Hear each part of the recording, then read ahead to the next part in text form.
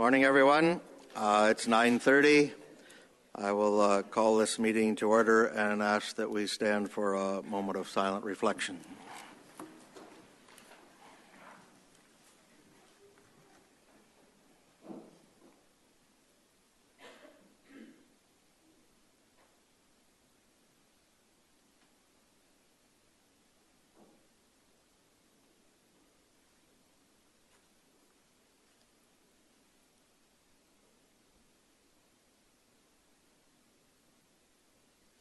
Thank you.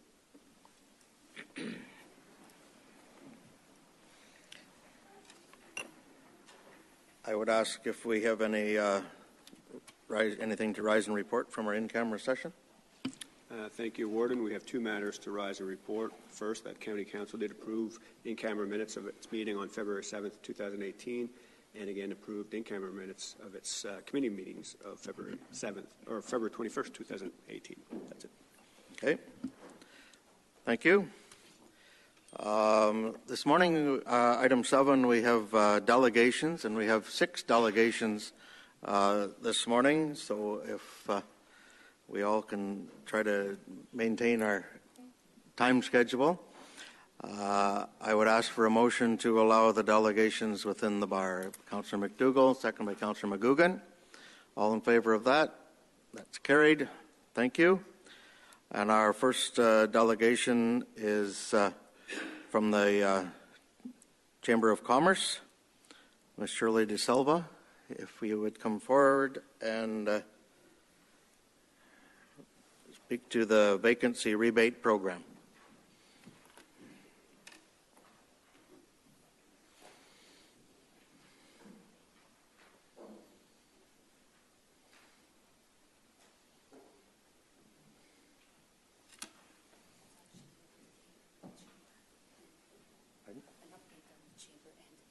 Okay.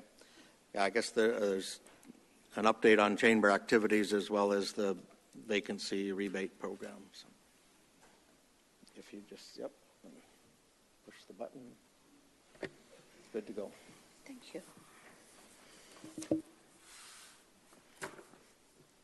So thank you very much for the opportunity to present. I'm pleased to provide an overview of some of the activities of the Sarnia-Lambton Chamber of Commerce. First, I'd like to mention that the Chamber is a nonpartisan membership organization representing over 700 businesses with more than 15,000 employees across all sectors in Lambton County. For over 100 years, we've been empowering businesses to succeed by offering advocacy, community engagement, networking and events, cost savings and discounts, training and education, and export support. Many local agencies and initiatives such as Tourism Sarnia-Lambton, Physicians Recruitment, Save the Jail, and Celebration of Lights have started with the Sarnia-Lambton Chamber of Commerce. Over the past year, our Board of Directors has come together to update our vision, purpose, and strategic direction. We've made major adjustments that have allowed us to look forward and focus our efforts and advocacy agenda towards local initiatives. We have established new, more flexible and nimble ways of incorporating local business insights to advocate on positions that are key to the future of our region. With a new task force structure, guided by a policy advisory team, we have established 5 local initiatives. They include the airport, digital economy, small business development, international student retention, and trade corridor. As well, we continue our work under GBOC, our Global Business Opportunities Community, designed for local businesses that require expertise to help them navigate through the process of exporting their products and services. And I would like to thank the county for its support with this program. It's successful and your support is greatly appreciated. Moving in these new directions has allowed us to act quickly and respond immediately. As well, we continue to adapt, taking advantage of strong relationships with other chamber networks, both provincially and across the country, strengthening our communication efforts as we move forward.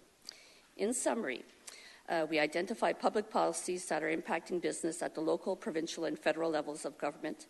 We monitor, research, and educate. We talk with our members and politicians to identify policy problems and offer potential solutions. We link our members with government officials, and we act as a collective voice of business. Last May, we brought more than 200 participants from across Ontario, Sarnia-Lambton, as we hosted the Ontario Chamber of Commerce AGM and Conference. Our Outstanding Business Awards recognized business excellence in Sarnia and Lambton County at an annual sold-out gala. Nominations for the 2018 OBUS will be launched Monday, April 9th, and open to all businesses, members and non-members alike within our communities. At our core, we remain an advocacy organization, and as such, we arrange roundtable events, luncheons, town halls, focusing on issues such as the cost of electricity, cap and trade, corporate tax changes, and Bill 148. On behalf of our business members, we continue a tradition of participating at Advocacy Day at Queen's Park, attending and presenting resolutions at the Canadian and Ontario Chamber forums, as well as presenting to the Standing Committee on Finance and Economic Affairs, in addition to a litany of other legislative initiatives that affect businesses every day. Looking ahead, we will continue to advocate on key issues and activities that define what it means to strengthen our business community and keep our members abreast of any changes. With regards to the commercial vacancy rate, tax rate rebate, we appreciate the opportunity to comment on behalf of our membership. It is the opinion of the Chamber that the vacancy rebate program for commercial industrial units be maintained as a gesture that Sarnia-Lambton is open for business. We believe that the county can leverage this rebate as a unique opportunity to attract businesses. The rebate itself is minimal and makes up only a fraction of 1% of the overall budget. And our community faces a higher vacancy rate, 15% in 2013, than the Ontario average.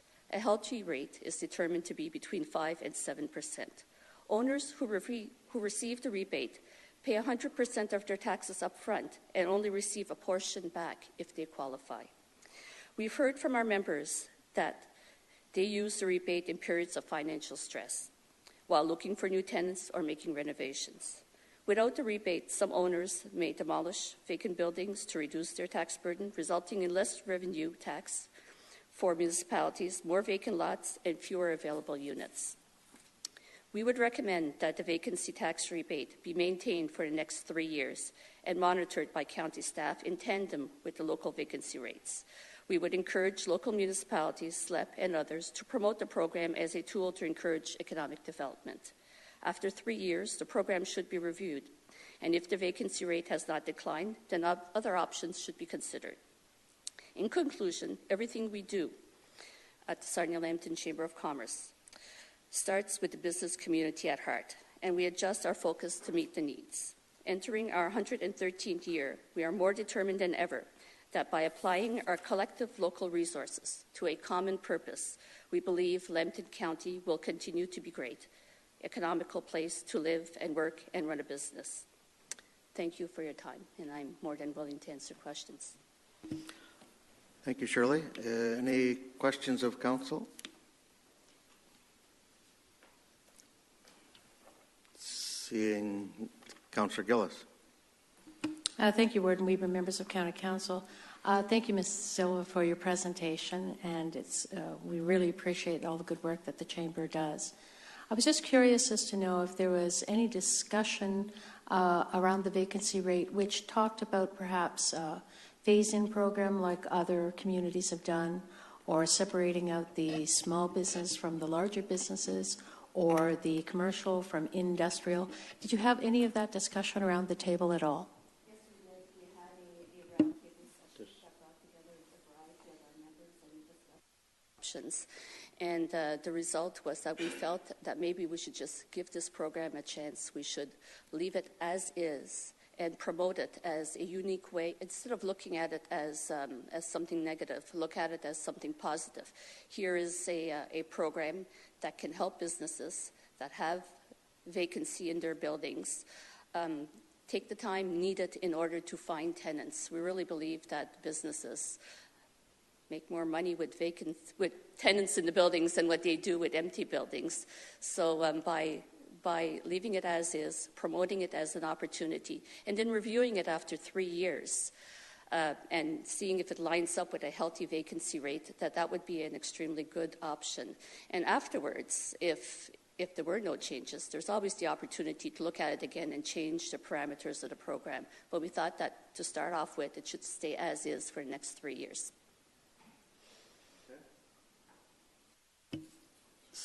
Seeing no other questions, thank you for your presentation, and we'll be dealing with the later in the agenda. Thank you very much. Our next delegation is Steve Park, who's president of Sarnia Lambton Real Estate Board.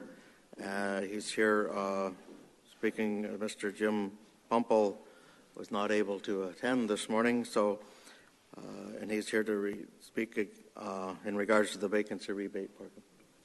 So, welcome. Just push the button. Just like everybody to know that Jim had to attend the London hospital. He's not feeling well, and so he's not missing it because he wants to. So this is a feeling that he's very proud of. So I'm just going to read to you what Jim's written, and we'll go from there. Councillors, thank you for allowing me to speak today. My name is Jim Pumple. I'm a real estate agent working in the industrial commercial area in Lambton County. I'm a real estate developer as well.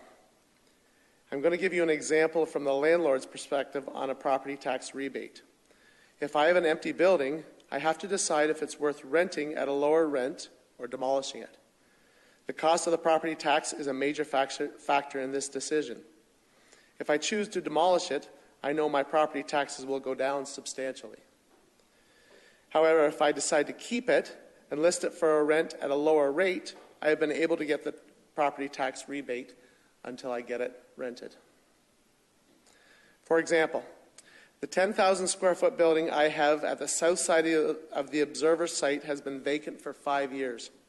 I have paid property taxes the whole time and applied for the tax rebate, which has helped.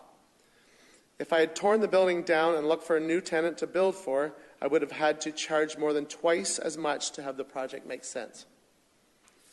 Because I had a shell to work with, that I was able to rent the building for half of the rent, I could rent it for half of the rent a newly constructed building would be. I now have tenants that will enhance the whole area of that part of Christina Street. The extra monies I was able to invest will make this site pay full property taxes for years to come.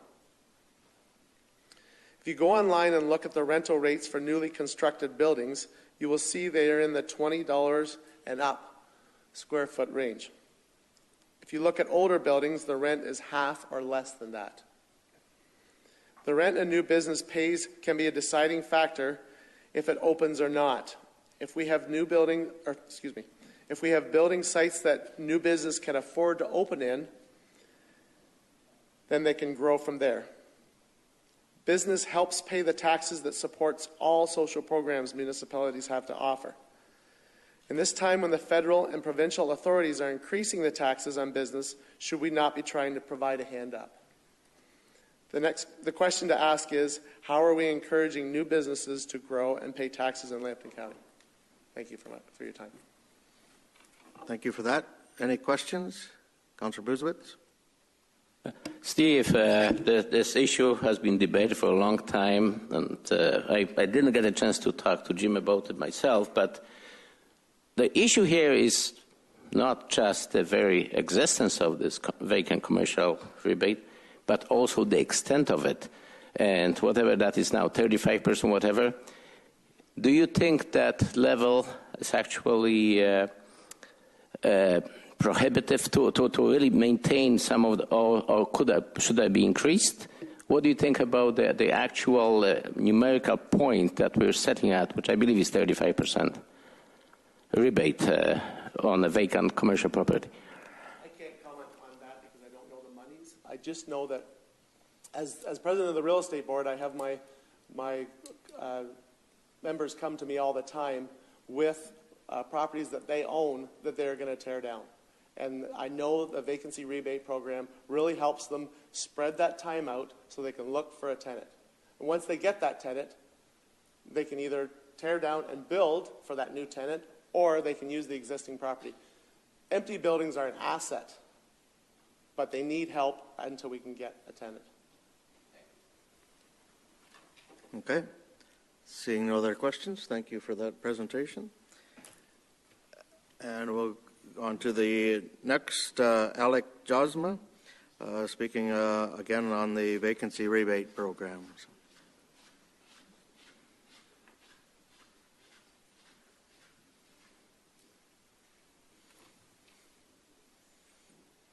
Welcome. Just push the button there and good to go. Warden Weber, County Councilors, thank you for having me. I'd like to express my appreciation for the opportunity to speak to you regarding this commercial vacancy rebate program. Firstly, I'd like to offer my opinion that I do not know of any owners in Lambton County or anywhere else who benefit from having a vacant building. I strive every day to have 100% occupancy in any of my buildings. The market, particularly in Sarnia, has struggled for many years with a very high vacancy rate. The rate in recent years, as been mentioned earlier, is 15%, while a healthy one is around 6%. Knowing this, we continue to have expansion of zoning areas to allow further commercial development, despite the fact of ample supply of vacant buildings and already zoned land. This compounds the issue of vacancy and will inevitably lead to an increase of that vacancy rate, and the increase in the vacancy rate results inevitably in lower rents. Rent calculations are one of the biggest factors in assessments, and when the rents go down, the assessment goes down in the overall areas where this is occurring, and the net result is the MPAC has no choice but to lower the assessment values of all the buildings in any particular area. That net result results in less income for the municipality. So it's a real conundrum that we have this high vacancy rate and continue to add to the opportunity to expand. The rebate program is really a continuation of what used to be called the business occupancy tax. There is really that 30% rebate is something that has existed. It has been a standard over decades in terms of, even though there was the change by the Harris government in the late 90s to a market value assessment. So the fact that MPAC, it has been suggested here that you can go to MPAC and have your assessment changed based on the fact that you have an unoccupied building.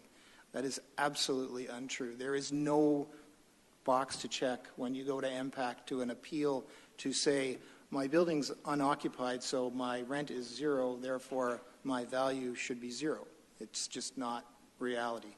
When you go to MPAC and you ask for a reassessment or you ask for a reconsideration, they do not care that your building is unoccupied. Your property is assessed based on your neighboring buildings, the rents that they receive. So if you're in a high rent area and the average rent there is $20 a square foot, they're going to say you should be getting $20 a square foot, and they'll take that number and they will apply it to your building, and they will charge you, or they will assess you based on that value. Nothing to do with occupancy. They will tell you that you have to go back to your municipality and get your vacancy rebate. So there is no opportunity to to get it from two places. That just does not exist. I guess the possibility is if we do go forward and cancel this program, then the door should be open for us to go to MPAC and say, my building's unoccupied. I do not have an opportunity for a 30% rebate on the property tax base, and therefore I want my assessment adjusted because of my unoccupied situation. So it's also known that there is a factor in the MPAC evaluation process that is called vacancy factor. What that factor is less than 1% of the end value that MPAC comes up for a value on your property. So it's nothing to do with occupancy or unoccupancy. So everybody gets that fraction of 1%, whether you're fully occupied, whether you're an owner occupied or whatever. So my personal understanding of why this change was made in Toronto was because of Toronto. Toronto is a situation which is only maybe emulated by Vancouver, where escalating values cause people or companies to buy properties for development, and they keep them vacant, and they drive their value down, so that while they're waiting to go forward with their redevelopment or whatever, the net result is they drive their taxes down, they do get their 30% rebate, and it is a problem in those areas. I don't know anywhere else besides Toronto where that situation is a problem. So the other area that I would point out, and I know that some people in this room will remember, but when there was that change in the property tax assessment system, the reaction in Chemical Valley was to tear buildings down. And they just went wholesale through there and just knocked down all sorts of what I call inventory. So as in Lambton County, we are having success with our biodiversity of growth and spawning of new companies. Most of those companies are going into former vacant buildings that were in Chemical Valley or related to those businesses. We go around and tell somebody now they have to pay 30% more for a vacant building, and they are going to have, my prediction is they'll have the same reaction. You're pointing out to them that their vacant building is now costing them 100% taxes, and their head office in Europe or the U.S. is just going to say, get rid of it. And so when they're sitting around the boardroom in Texas saying, oh, we need a building to start up a new division, and oh, there's a 50,000 square foot building in Sarnia, and then somebody at the table says, oh no, we knocked that down because of a 30% tax rebate program. So you want to think about destroying inventory that exists for spawning new business in any area of the cities that we have. So those vacant buildings are inventory that do create new growth. So it's a risk, and we are not a large municipality that can afford to be without opportunity to start new businesses.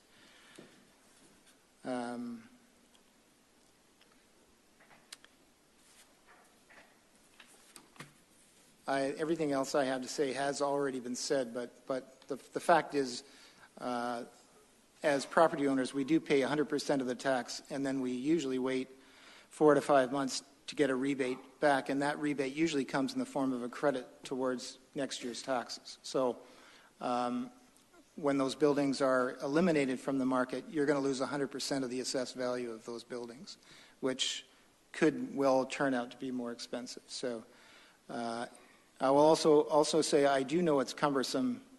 It's also cumbersome for the property owners to appeal for these things, request these things, and it does surprise me how much effort seems to go into something that is quite simple, but it does seem to take, because of the steps involved, it goes back to MPAC. MPAC has to do their calculations on it, and they do not always get them right, and consequently the overhead cost is I'm sure annoying, but I think that it could probably be simplified and reined in. That's all I have to say. Sorry I took so long. If anybody has any questions or clarity they want, I'd be happy to address it. Thank you, Alec. Councillor McDougall. Yes, thank you very much for your presentation this morning, Mr. Jongsma, and I'm intrigued, I think, across the presentations by Mr. Park and Ms. De Silva, along with yourself, about some reports that we were provided with in advance of this meeting by our finance department and what some of the other municipalities are doing to encourage reinvestment in abandoned properties. I like the idea of an Invest in Lambton program. I think there is a mobile world out there that can choose to go wherever it's going to be best to start a business. And certainly I think we're positioned to welcome some of those opportunities into our area. What would you as a property owner feel, how would you feel about taking the rebate and having it go into a promotion pool to invest in Lambton through the Chamber of Commerce, so that The monies wouldn't actually be going to the tax program, but could be used to underpin or fund a promotion through the Chamber of Commerce, the Sarnia-Lambton Economic Partnership, all of our lower tier municipalities to get some of these properties back into the economy. How would you, as a property owner, feel about diverting those funds rather than having them go into a general levy to an Invest in Lambton program, something like what Ms. De Silva has talked about? As a businessman, how would you feel about that? I certainly wouldn't disagree with it. I certainly don't encourage adding more programs and administering them. I can say that I work I have UBE, so it's kind of a monstrous building, and there aren't a lot of things that fit in it. So, but the reality is, I work very closely with the Economic Council for Renewal, and they market the property as an asset in the region, and they do everything they can to get it into the hands of all of the government agencies that promote overseas businesses and stuff. So I am not certain that everything in that regard isn't already being done. Half of the time it's good luck and a personal connection more than anything. So yes, I wouldn't disagree, but I also don't encourage more programs. Okay, thank you. Councilor McGugan, did I see? Yeah, Mr. Ward, members of County Council, thank you ever so much for that presentation. I do understand the scenario and the problem and the challenges, but Lambton County appears to be on a resurgence. The NOVA program, I understand there's a new bio plant coming down maybe at the Lanxess in the next short time. BioAmber's talking about another expansion. Sarnia is on the radar for it. Now, what can we do more? I'm in Sarnia a fair amount, and I see some beautiful sites that are empty, and I don't know what's wrong with them. Why? How much more? I would think, and there'd be an incentive if we take this away, that there'd be an incentive to get out there and try to promote, try to do something. And when we get to the motion there later in the day, I do have an amendment to the motion, and I'll put that out here now. And this may be the wrong time to do it. The warden can rule me out of order. What would you think about if we had a 2-year moratorium to phase this whole program out and we give people an opportunity? What other incentive would we need to have to get out there and sell them? Because there's all kinds of opportunities coming, billions of dollars being spent in Sarnia-Lambton over the next 3 to 8 years. Thank you. Go ahead. I'm not going to rule them out of order. I'm not going to either, because all one for discussion. So. Yeah. Yes, there is a lot of positive winds blowing our way. I for one would hate to step in front of those winds and slow them down. And the billions of dollars are primarily focused in one spot, and I would there's a lot of people that are going to benefit by that, but there's way more that are out of town that are going to benefit by it. So I'm not exactly 100% sure. I do know that in our roundtable discussion, I was surprised to learn from a couple of the real estate agents, Steve being one, that they've had virtually no phone calls for anything regarding the $1 billion thing that's coming to town in the next few years. So I wouldn't express that our economic horizon is as glowing as we might think. It still shocks me how people crawl into Toronto and build another 500,000 square foot building in the midst of the cost of operating in Toronto, but that's what people do. So we have to work 10 times as hard to get people to come here, undoubtedly. So we have to continue to work 10 times or 20 times as hard. So. Okay, thank you. Councillor Busse? In Sarnia and other parts of the county, there's a lot of vacancies, especially in Sarnia.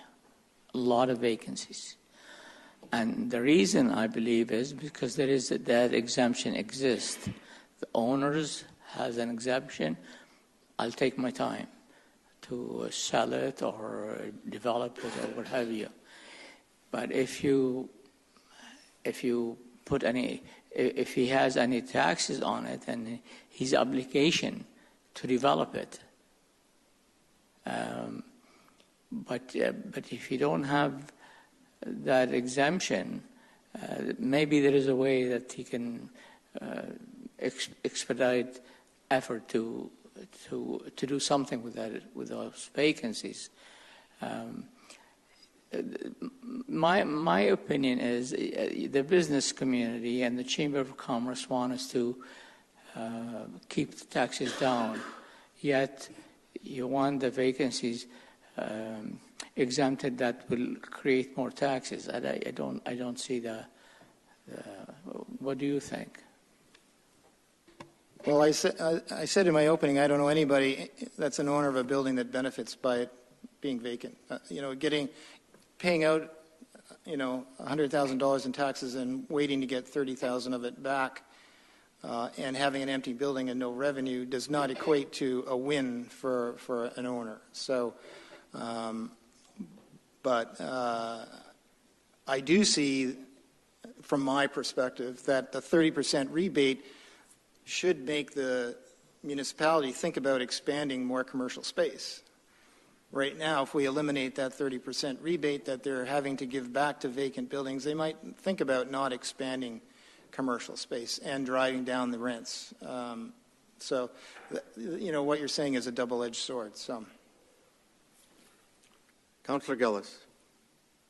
Thank you, Warden Weber, members of County Council. Yes, indeed, it is a double-edged sword. You also mentioned that if your building is empty and MPAC reassesses your property, you pay less tax as a result, and it drags the entire community down. I'm paraphrasing, but the gist is that if your building is vacant and it's causing dereliction in the community that you're located, MPAC will assess everything at a lower rate, and therefore your taxes will be lower. My question to you, though, is how is absentee landlords factoring into this? Because you yourself have an empty building, and we pass by it every day, and it's kept in good order. But we see many others who aren't as diligent as you are. And what, as a business owner, I'm sure that's a drag on you, because it's a reflection on you. And how do you deal, or how do you think of absentee landlords coming in and just basically doing nothing and basically dragging the whole image of the city down as a result of that? Well, I'm not sure which properties are absentee landlords. Are you speaking about out-of-town landlords, like distant landlords? I'm referring to similar things that are happening in Toronto, where people will come in, buy a property, wait for the assessment level to come down, and then decide to do something with it. And we've seen that in our city as well, and we've seen it all over Ontario. It happens everywhere. So we're looking at people who come in, who buy up property, who don't live here, so don't have to look at it all the time, and basically are waiting for the market to change. So absentee landlords, we have it in residences. It's a big problem in university towns, but we have it here as well in homes. But we also see it in commercial properties. So you, as a commercial property owner, must be bothered by that. And I was just wondering if you had anything that we could, any tool that we could use to dissuade that, because quite frankly, a lot of that is driving this bus.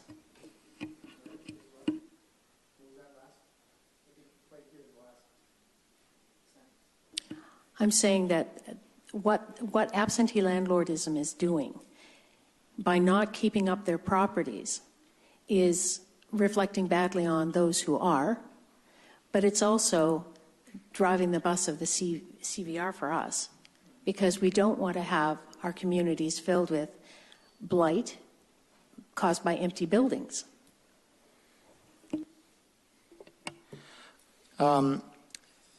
I guess bylaw enforcement is your biggest weapon, probably far greater than a 30% rebate, because, as I said, whoever these landlords are still paying 70% of the assessed value. When I spoke about the Toronto problem, in my opinion, it is reprehensible in the fact that they actually put effort into making their building look worse, so that they can go to MPAC and they can demonstrate that their building is the worst, and that, you know, you can go through the formula with MPAC, and there's various ways to, you know, to claim that something is less valuable. But the concept of sitting around and waiting for the assessment in an area to go down is in no way a positive thing, because in the event that, I mean, anybody that wants to redevelop a property is obviously wanting to get a return on their investment, and you don't do that by dragging the whole subdivision down or region down and drive the rents down. That is, because then you're going to have to go through a process of getting them back up again. So there's no win. There's no win in that. So I don't disagree with you that there are people that do buy things and they don't pay any attention to them, but you know, we do not have escalating property values here of any significance compared to a Toronto area. So it doesn't make any sense unless you have a very naive person with a lot of money that it goes out and buys something just because they think it's cheap. It's not a good strategy in a market where there's no escalating values to buy a building and hold it empty. And getting a return on the increase in the value. So bylaw enforcement, like that's strengthen the bylaws or enforce them in a more vigorous manner, I guess. I can't tell you what to do. Okay, thank you. Councillor Napper. Well, thank you very much. Thank you very much for your presentation. You just hit on something there. You talked about the inventory of lands. I know in recent months we've heard all kinds of designated you got. Are they regulated the same way as residential is? Like, I know I'd like to have 500 houses out there, but you tell me I can't. And like the cities can just go along and just keep approving these things. And is there no guidelines there to say that, say the city of Clinton, Wyoming can only have 50,000 square feet of commercial base and like much similar? And who picks up the tab for this shortfall?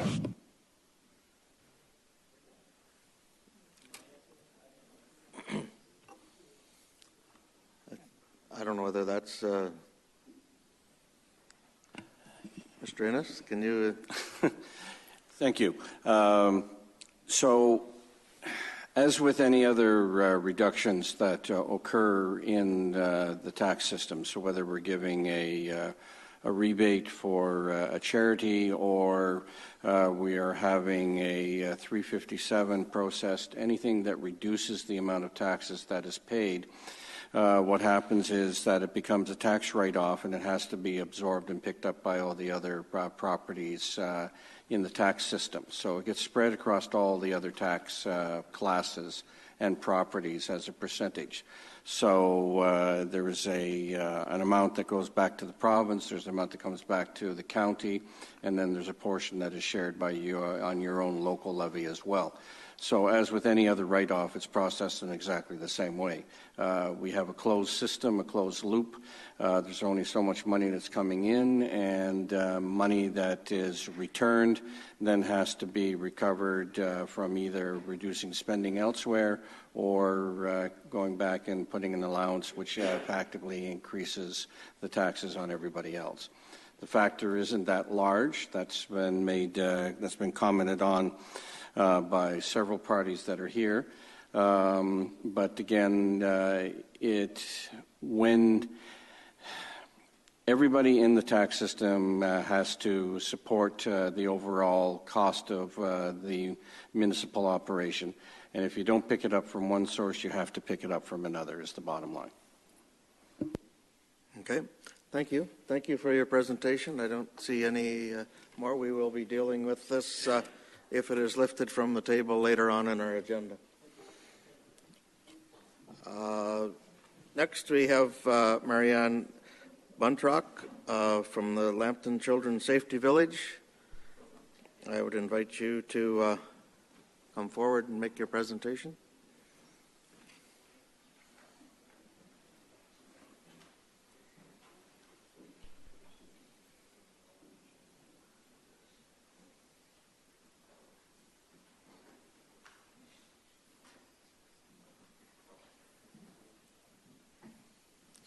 Push the button on the microphone. Okay. Good morning, everybody. I think on a day like today, I should get up here and sing Christmas carols, but you and I both don't want that. I'm back. We have some major changes I wish to explain to you. And the safety factors I wanted to just point out is in Canada, unintentional injury remains the leading cause of death for children ages 1 to 14.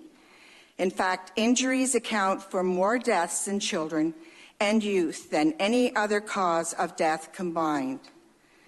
The top 15 killers of kids are largely preventable.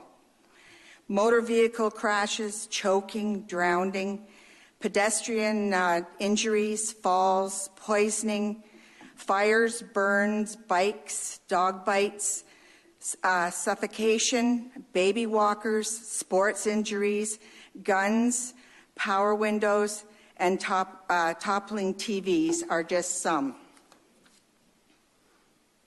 Our great news is we're moving. We're moving to the Lawrence C. Henderson Conservation Area in Petrolia. And by changing this location, we have saved over $1 million. We have had changes in that once we made the official announcement not too long ago, we have had 2 anonymous donors that we will receive donations in May. Unfortunately, I can't tell you about it. They want to make the press releases themselves.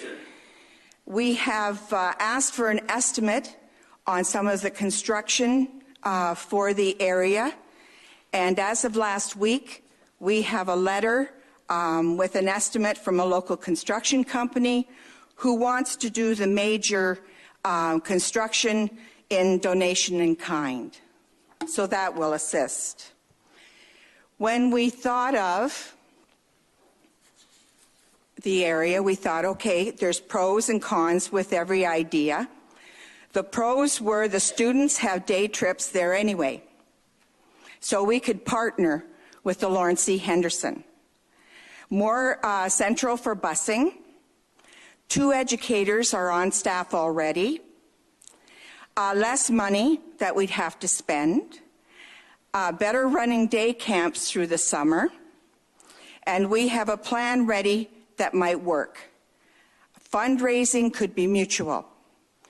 Now, with every idea, you have the cons, and a lot of our cons end up to be pros because they're fixed. One big con was we have no library associated with us now, which meant we saved money too. Will the campers want us? And we will do a big campaigning with the campers and tell them what we have to offer. We had to change our business plan, and we've done that, and we sent you a couple weeks ago a copy of it. And the camp itself closed in the summer, or the area, but it would assist us with our camps that we plan on running. So let's take a look at what we have in mind. Oh, we're on the side. Sorry. Is there a way to put that? That's the way it is in our presentation. Oh, is as it? well. Okay, sorry. So what I need you to do is go this way. We can lean. Okay. What you're going to see there, there's the main road, into the Lawrence C. Henderson area. We plan on extending the Education Center addition. That is on the existing building they have already for their visitors area. They have a swimming pool which we can utilize for our water safety. There is also an area that we want to develop for the farm equipment pad, and that is going to be, you can come, the farmers would be able to bring their big equipment in, and it's right there that they can park and tell the kids about farm safety. We will have a school bus pad. We will have a visitor center addition. There is also a shed there already. We're going to duplicate it. This area also will be used for fundraising. We'll develop it that we can do it. And then the safety village itself will be at the bottom. And it'll be, remember, we have half pavement, half gravel. And right now I have over half of those buildings either sold or spoken for. Give you an idea what they would look like. There's some. I thought you would appreciate that one.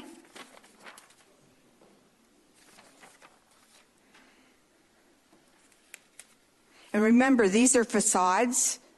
They can't access. It just gives them a little village of their own. The generators to teach them about hydro safety.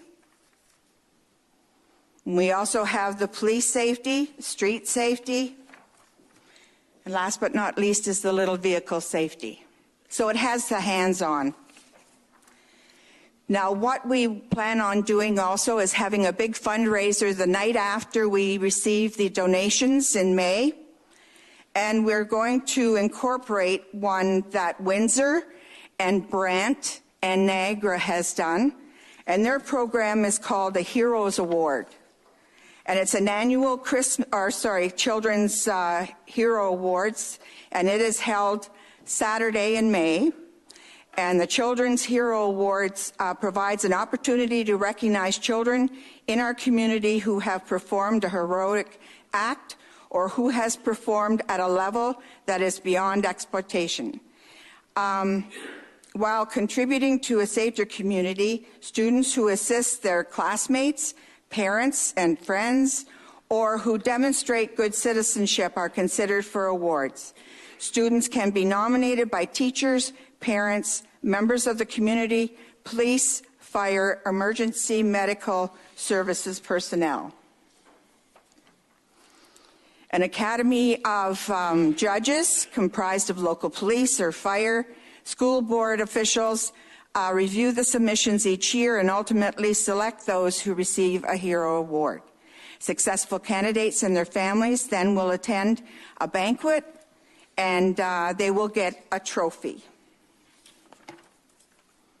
And that's their trophies the way they look there. They say successful candidates and their families then attend the Hero Award ceremony. The other that we plan on providing is a Christmas in the Village. Now it'll be the Christmas in Lawrence C. Henderson. We plan on doing that as a fundraiser also. And this one I incorporated because of the support from the farmers in Lambton County. They've been good supporters of the Safety Village. We did a little speech to them about a month ago and told them where we were going to go and what was happening and the changes we're seeing. And they've actually committed in July of next year to having the Children's Farm Safety Day. We have already assisted with that in the past, and it can be doable right at the village. What I did is when I started doing this little presentation for you, it was around the time of the shooting in Florida. And I thought, geez, you know, this whole idea, when I thought of it, came out of the Texas Rangers. So I accessed their site, and they're up and running the same as the rest of the safety villages. But there was one in Florida I thought was rather unique. At the bottom, they teach their children about gun safety. How ironic. Does your child know what to do if he or she finds a gun? At the Children's Safety Village, we teach a gun accident prevention program that helps children from pre-kindergarten through to 4th grade what to do if they ever come across a gun. That's it. Thank you. Thank you. Any questions from anybody? Thank you for that presentation. Councillor McDougall. And I thank you for your presentation this morning.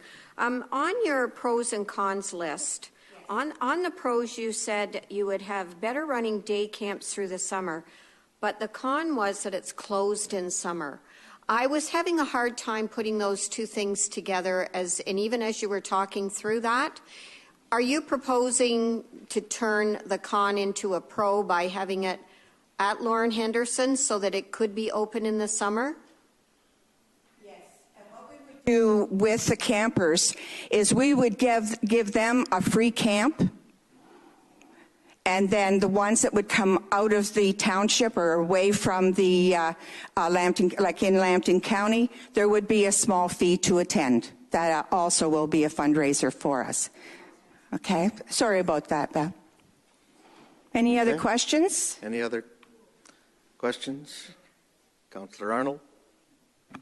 Thank you, Warden Weber, members of County Council. Mary Ann, thank you for your presentation, and I appreciated all the helpers that you have here this morning that decided it'd be better to come here than to brave the snow at school for a little bit. And I'm just wondering, Warden Weber, if you would entertain a motion in regards to this request at this time. Because if you will, I will make a motion that we partner with these folks to their requested amount, spread it over 5 years, and that it would be taken out of the contingencies and opportunities reserve fund that we have. So are you making that a motion that it's the $250,000 over 5 years from opportunities and contingencies? Is there a seconder for that? Councillor Gillis? Councillor Bradley. Listen, I've been supportive of this. This project's been around 20 years, but I also believe in discipline. And we just passed a budget. So what I'm going to, again, I'll be the bad guy on this. Mayor stops Safety Village. If I was here next year, I would support it. But I'm going to ask Mr. Warden for you to rule. To me, this is a reconsideration of the budget. And I have to say, I did ask Mary Ann, because I was told when we talked on the phone, this is for 2019's budget, not for this year's budget. I guess the question is, you weren't available or this wasn't ready at the time of the budget grant requests and delegations? Yes, I was told in the beginning that it wouldn't be available till next year. Yeah, I'm fully aware of that. I was warned. Okay. Okay. Anyway, I have a motion that's moved and seconded that we partner. Is that a motion in order, or would it be a reconsideration of the budget process?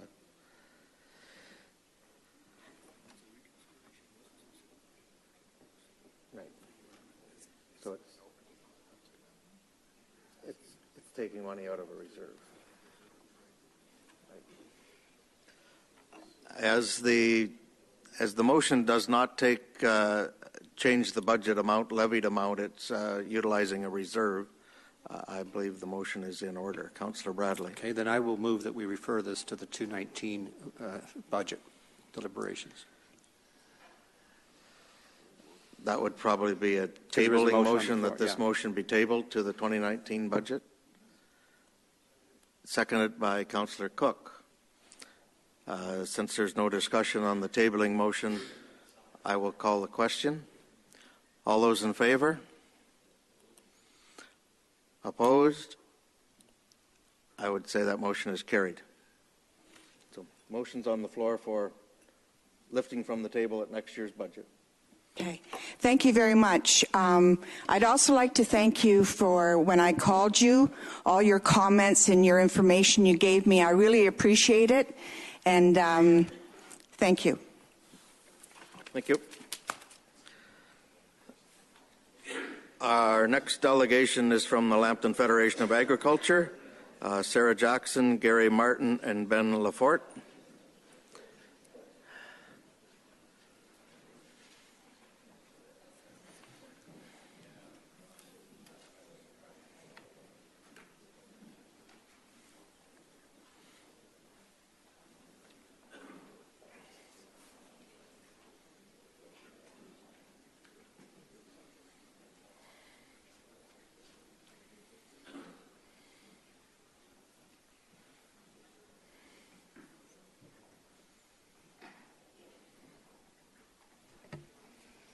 Good morning, everyone. Good morning, Mayor Weber, staff, councillors. Very pleased to be here today on behalf of the Lambton Federation of Agriculture. My name is Sarah Jackson. I am a farmer from just outside of Kimlaki. I am the current LFA president. Today I have with me one of my vice presidents, Gary Martin. I also have OFA staff here today. Mr. Ben Lafort. He was able to join us and make a bit of a drive through this lovely weather. So let's go ahead. Thanks.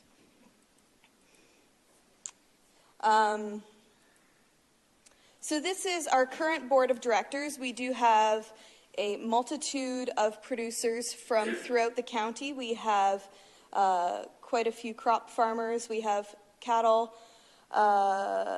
We have the feather industry represented, as well as the pork industry. So agriculture in Lambton, we are extremely, extremely diverse. We have everything from sugar to all kinds of livestock.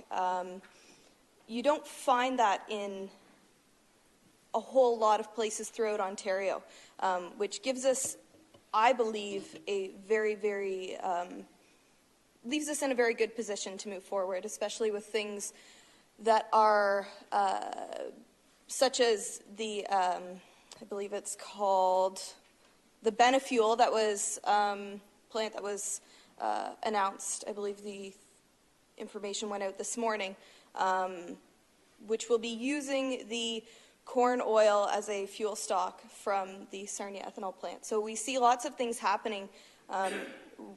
We are very, very lucky for that. So agriculture in Lambton, although we do face diversities, we are able to pull through. One of our biggest issues that we have heard from our constituents this year has been we were very concerned about the tax ratios. So we actually wanted to come here and thank you for the motion that was passed at the last meeting to lower the tax ratios. It was one less of a burden off of our shoulders. With minimum wage moving forward, a lot of small businesses, farmers, everybody that is an employer was hit.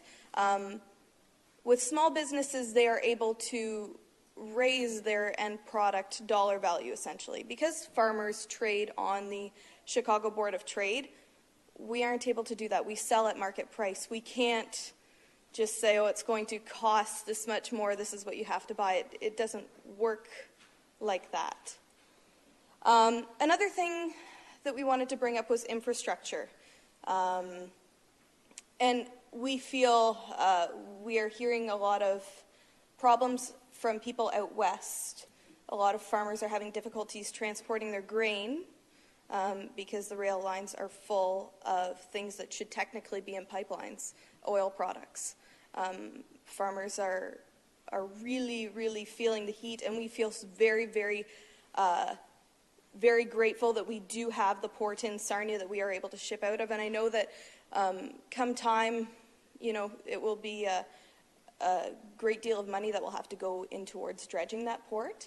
But it is a vital, vital industry hub for a lot of southwestern Ontario farmers. We really do value partnership. Along with the tax ratio being dropped, we do also understand that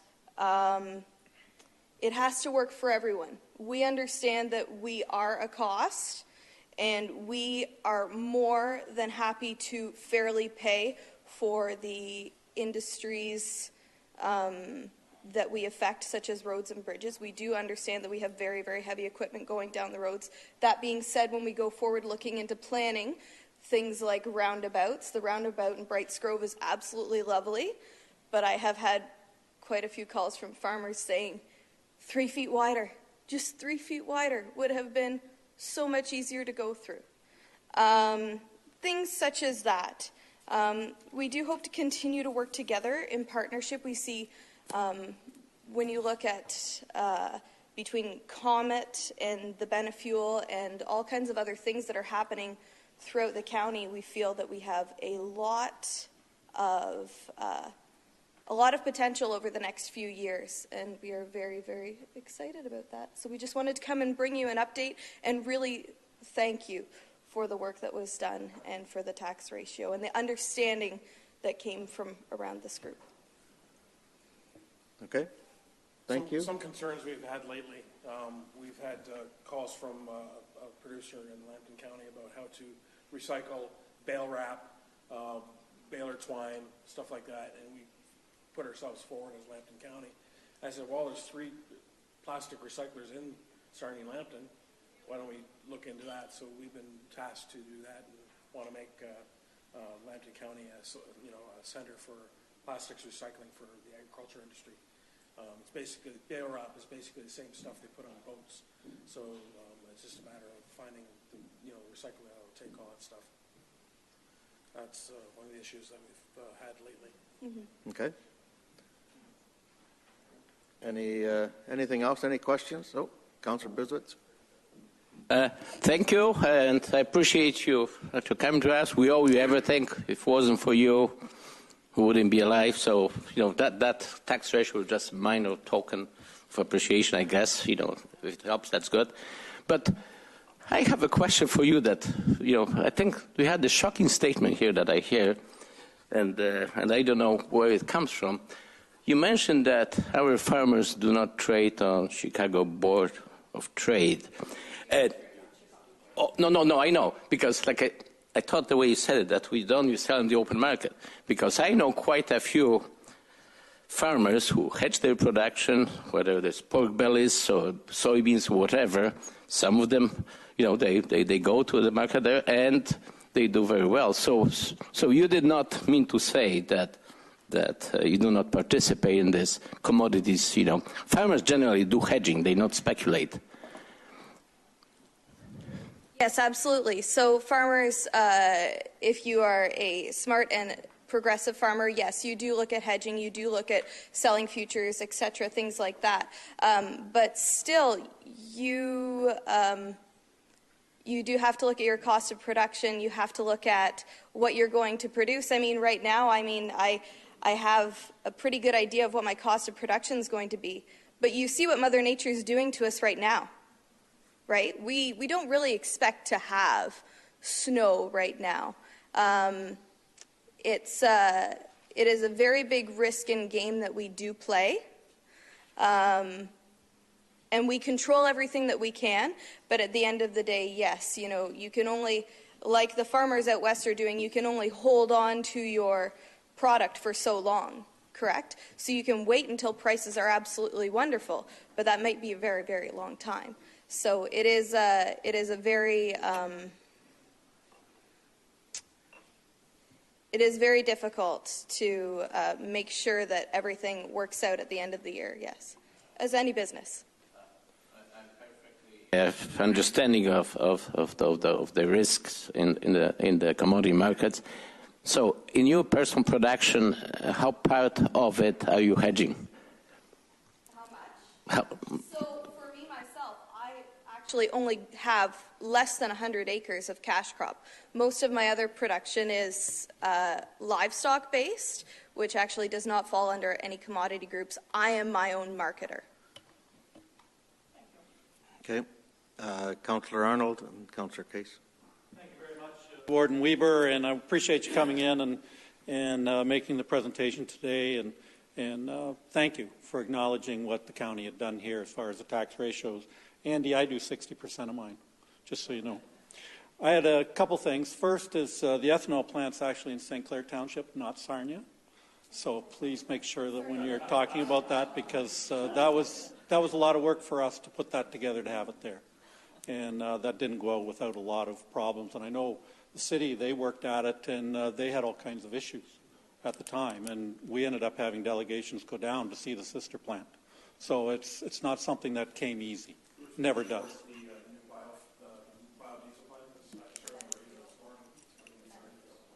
Well, I appreciate that, but the reference was said for the material from the ethanol plant in Sarnia. So, two things. Corporate farms. I'm trying to get my head around where LFA stands on corporate farms, because we just are going to be in the middle of an OP here and shortly, and it's come back from the province, and everything talks about motherhood, apple pie, and having, the guys with the pitchforks out in front of my farmhouse and my 50-acre farm or whatever, 100-acre farm.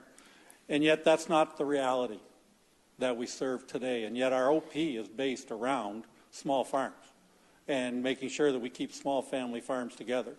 And really there's not much left of small family farms in this county.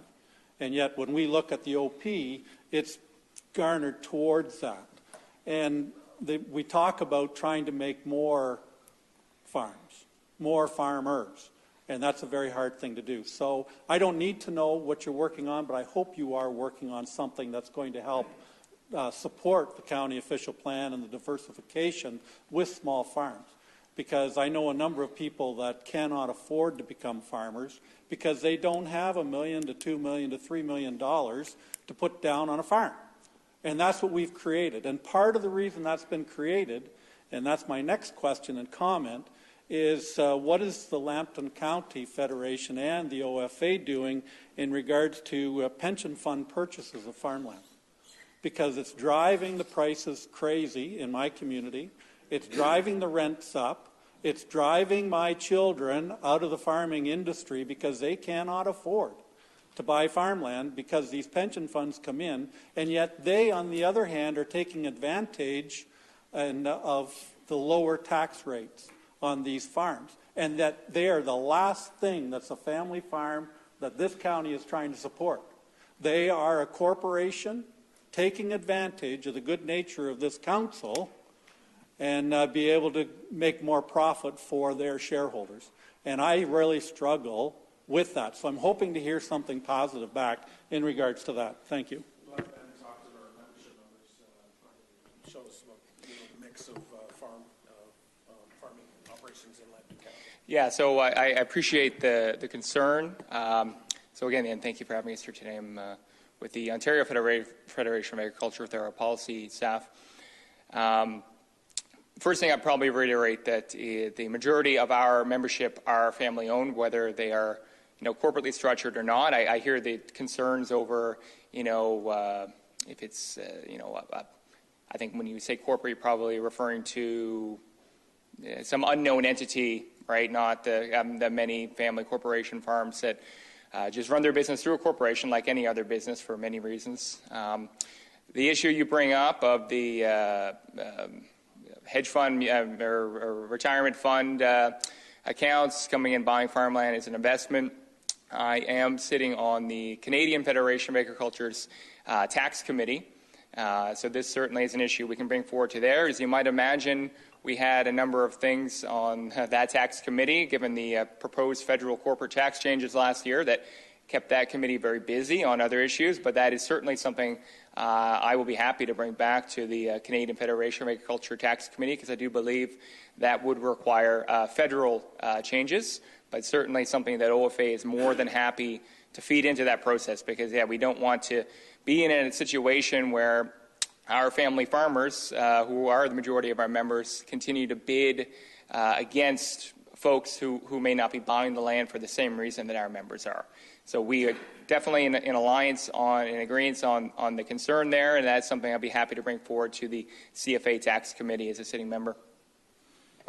Thank you. I don't have the numbers on hand, but the Lambton Federation of Agriculture website will have the breakdown of the membership in locally. Councillor Case. Yes, Mr. Warden, through you to our guests. Thanks very much for the presentation. I do have a question. We talk about the tax capping, and we made the decision here to decrease it. How are you making out, and I know Ben's there, so I don't know who wants to answer this, but coming from the Ontario Federation, how are you making out elsewhere when you come and try to get that type of reduction when you're talking to other municipalities around Ontario? That's just a general question for whoever would like to answer it. Sure. I suppose I would probably be the most appropriate person, considering I'm usually in the room when these... Yeah, nothing new there. So I think over the last 2 years, so I've been at OFA for 5 or 6 years now, and I think the conversation, a lot of areas in Southwest Ontario, this isn't a new situation. In the previous assessment cycle, we had a similar spike, but this time it's all over. It's east, southwest, north.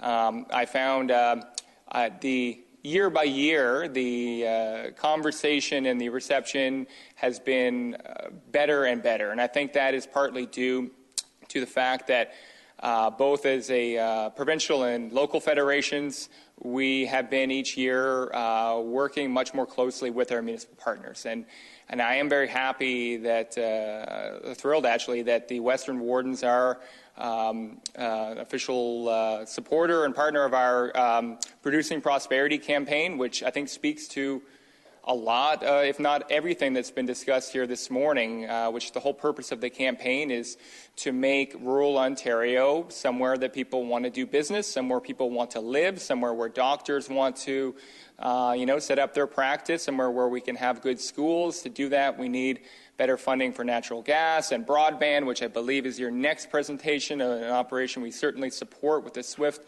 program. And just general funding for rural roads and bridges. So I think as those conversations and those partnerships will strengthen, those conversations around the tax issue, which are another reality, we can walk and chew gum. At the same time, I hope, have been progressing a lot more, and I think we've done a better job of trying to explain the issue. So, no, I thank you for the question, and it's been much a much more receptive audience I found year by year. Follow-up, Councillor Case? Yes, Mr. Warden.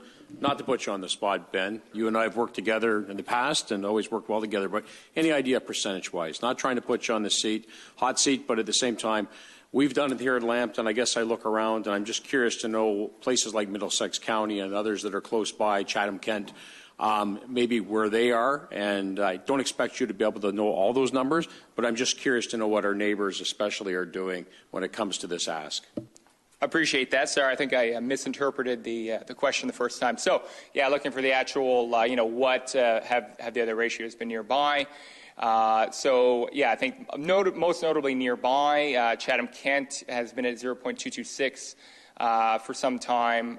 In the last assessment cycle, again, I mentioned a lot of areas in Southwest. The values have been increasing into the last assessment cycle, and Chatham-Kent was one of those areas where values shot up a lot and a lot earlier than a lot of other counties. So that's, in terms of the nearby farming-heavy counties, that would be the one that has been for the longest at the 0.226, I believe, give or take a few decimal points there. Brant County recently lowered their tax ratio for this year as well, and discussions continue of what exactly a final motion in Oxford County will look like. We had a very interesting meeting there last week where several different motions were put forward and then tabled for one final meeting, but I believe they are looking at it. I'm still not quite sure which ratio, but they are looking at a reduced ratio there as well. But the work on exactly what that would look like continues there. But certainly, given where the values are in Lambton and the, the impact that was going to have, that reduction certainly is going to help, preventing another several $100,000 from piling on top of our family farm members in Lambton County. So those would be the big ones I think that would be of interest for Lambton. Okay. Thank you. Anyone else? Seeing none. Thank you for your presentation. And we have one more, and I believe Mr. Hogan is here, but I have been requested by some councillors to take a health break or a nature break. So we're going we'll call us back to order, and I would ask Mr. Jeff Hogan from Southwest Integrated Fiber Technology, SWIFT, to come forward and give us an update.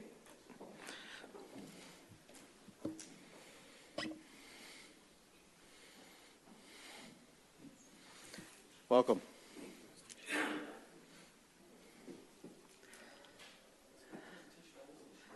It should be.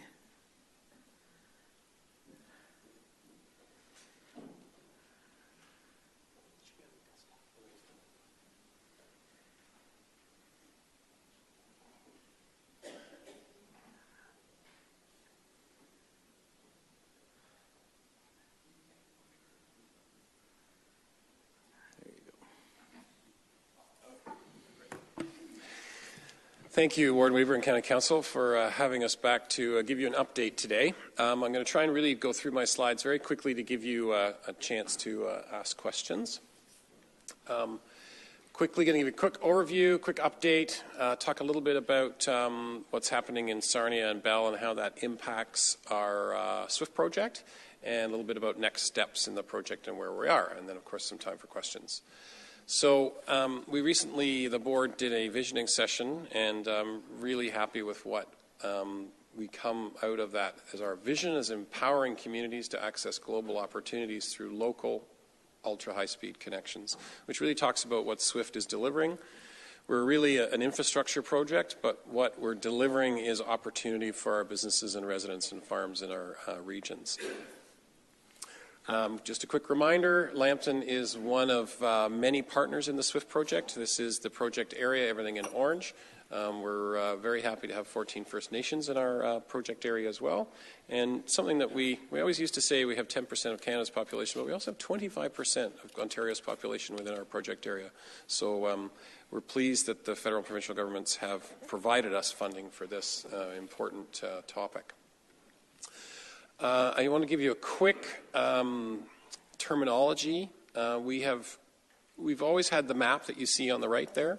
What we call our NetCo is our core and aggregation network, which is the red dots and the yellow dots, and that is what we are presenting, that is in the market right now through an RFP process.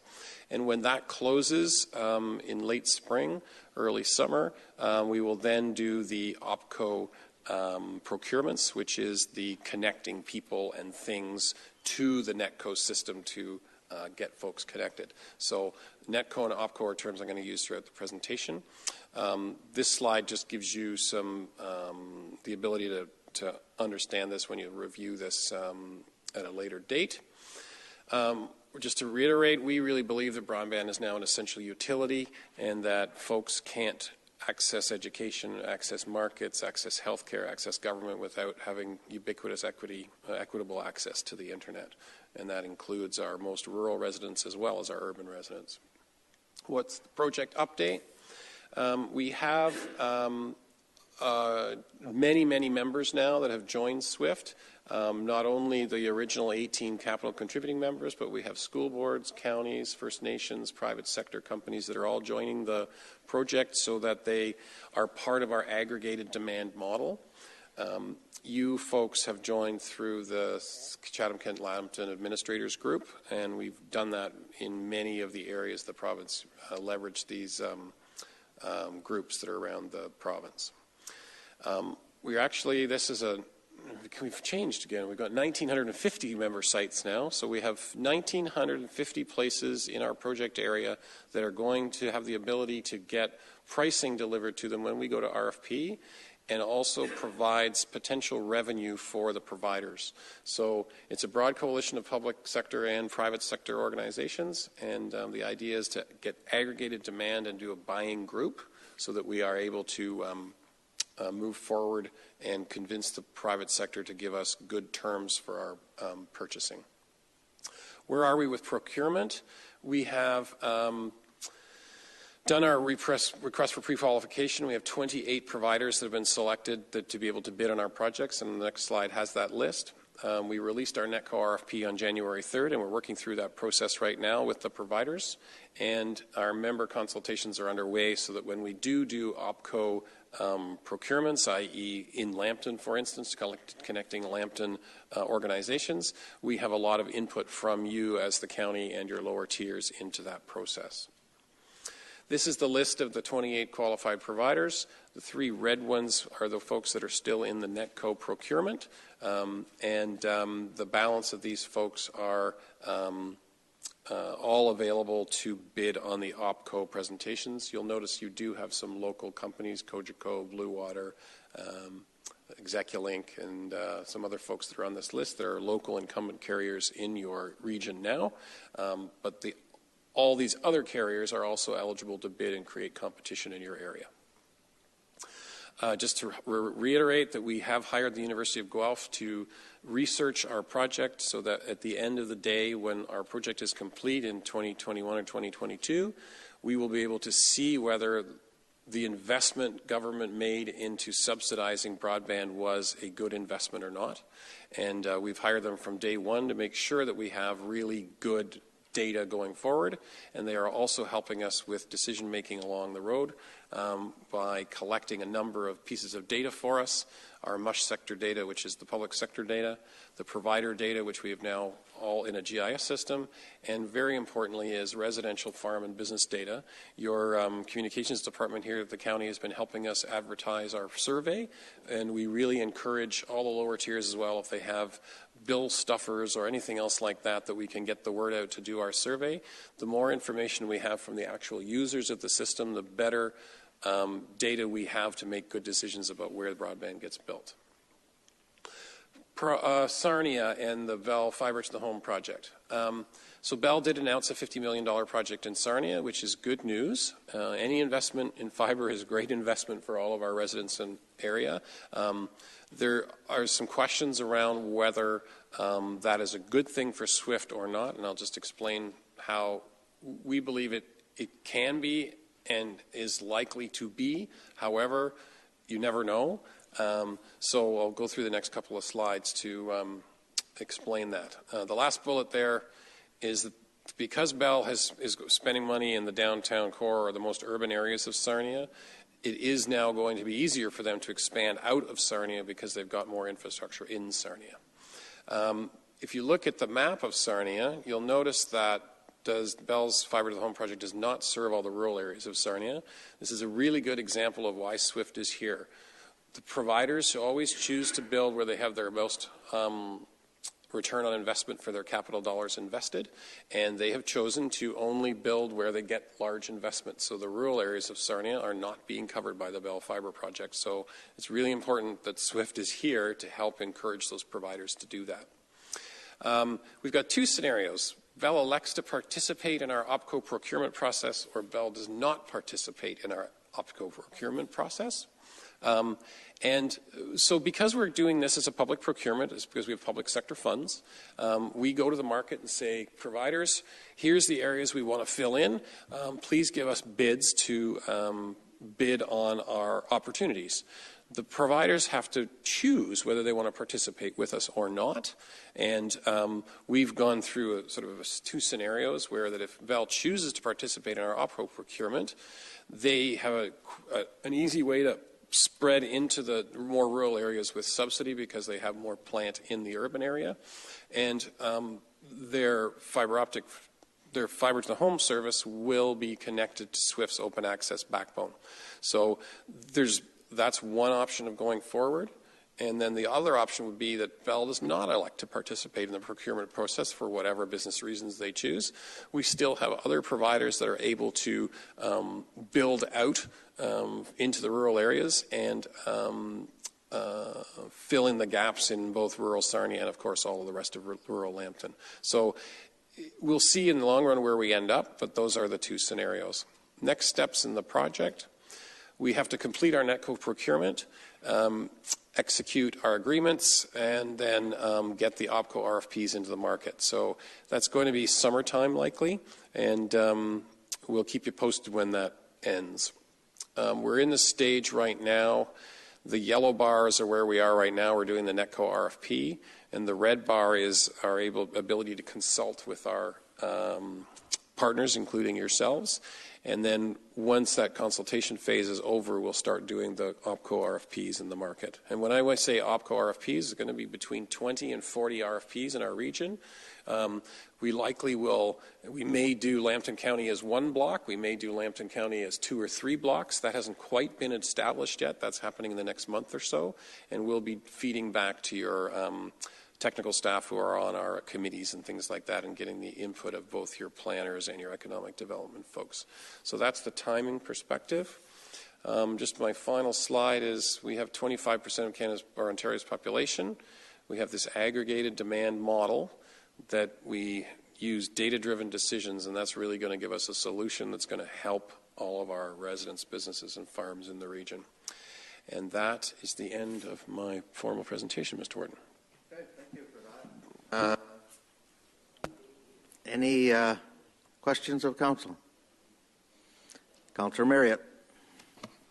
Thank you, Warden Weaver. To members of County Council, thank you for your presentation. I was just wondering, if there was any update on the time frame, because back when we originally looked at this, we were looking at 25 years, which was a concern for me. I just wondered if the new funds have speeded that up, because there's a lot of us will be long gone by the time 25 years comes around.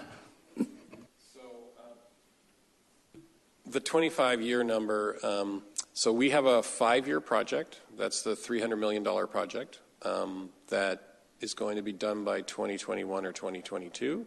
At the end of that period, the SWIFT network will look a lot like this in local areas. So there's going to be some areas that are, oh, that's not on the screen anymore.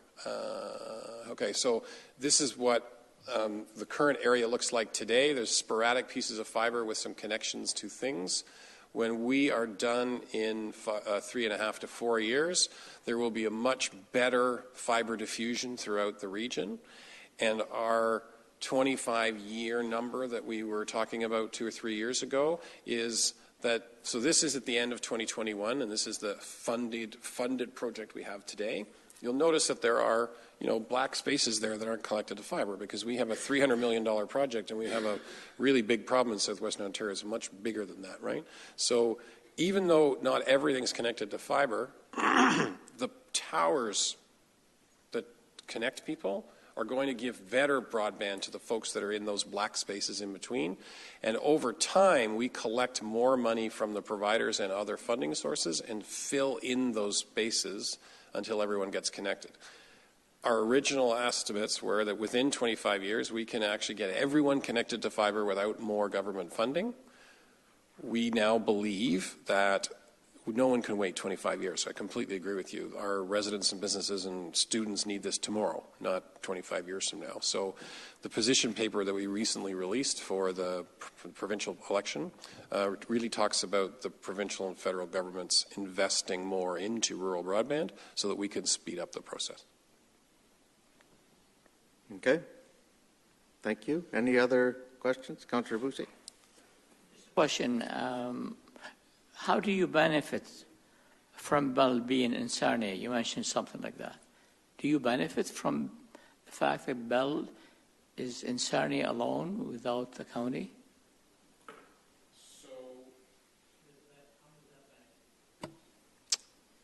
So that was scenario A in the slide deck. If Bell, when we release our RFP, our OPCO RFP for this region, and Sarnia will be included in one of those RFPs. Our goal is to subsidize infrastructure that is built in hard-to-reach, expensive areas. We were never going to do a lot of subsidization within Sarnia, but the way we are going to evaluate the RFPs that come back, the providers that connect the most people to the system, and there'll be a mixture of low-density rural and some higher-density urban, the ones that who are going to win our subsidy are the ones who say, we're going to connect more people, and all of this infrastructure in this SWIFT serving area is going to be SWIFT infrastructure. And what that does is we then collect a small fee from the providers to build up this broadband development fund, and that money gets reinvested into the community to continue the process. So the more, if Bell chooses to participate, to accept our subsidy for local areas outside of Sarnia, but includes the infrastructure they've already built in Sarnia, we actually benefit by driving more revenue to SWIFT in the long term. Okay. Councillor Arnold. Thank you, Warden Weber. Just a question for Mr. Hogan. Appreciate you coming, making the presentation here today. One of the conversations that we've had many times is the goal of SWIFT. And my understanding is the goal of SWIFT is not to do last mile connection. It's to make sure the bones are in place, and then maybe at some point 25 years down the road that you do the last mile connection. But that is not the goal of SWIFT, is to do last mile. It's only to do the bones. Is that not correct, or am I wrong? The ultimate goal of SWIFT is broadband for everyone, which means fiber optic broadband for everyone in southwestern Ontario. We can't accomplish that in our first 5-year window, so because of the amount of funding we have, but also, frankly, you couldn't do it physically in that amount of time. So the idea is that we have a method where we have built a network that fills in gaps, as the slide is indicating on the wall, and over time we fill in the gaps with our BDF over time. So that is the goal. Is the end goal is everyone's connected, but it isn't going to happen in the first 5 years. Can't. Councillor Case, then Councillor Gilliland. Mr. Warden, through you to our guests, I guess the question to Jeff, if I could, the one that we've always talked about, Jeff, and this has been going on for a long, long time, who's first and who's last? And I mean, it's important. It's an issue for almost every community that we're talking about. Obviously, that's why they're participating and putting their money and investing into this project. Have we gotten any closer to knowing who will be the first to get this extra service and who may be last? And I know it's a tough question, but it's a question we need to ask because it comes up every time you come and present. And I mean, every community this is going to be very important to at the end of the day, but we really need to get an idea of what we're looking at. Are we going to be first here? Are we going to be last? Has that been determined yet? And what's the plan moving forward? I'm sure there's a strategy in place. I'll leave it at that. Thanks. You're right. We can't. So when, let's say we have 40 OPCO RFPs to do, we can't do them all at once. We just don't have the capacity. So there will be folks that go first and there will be folks that go last. And we have not determined yet who those are. But what I can say is that the consultations we're doing with your staff, both IT and ECDEV and planning, the counties and lower tiers that are ready and really engaged in the project are going to be included more quickly at the beginning. And there are some counties that are interested in going a little later. As an example, we were presenting at Oxford County yesterday. And Huron County is similar in this regard, is that they're thinking of putting more money in the pot to try and top up the original investment from the community plus the SWIFT investment.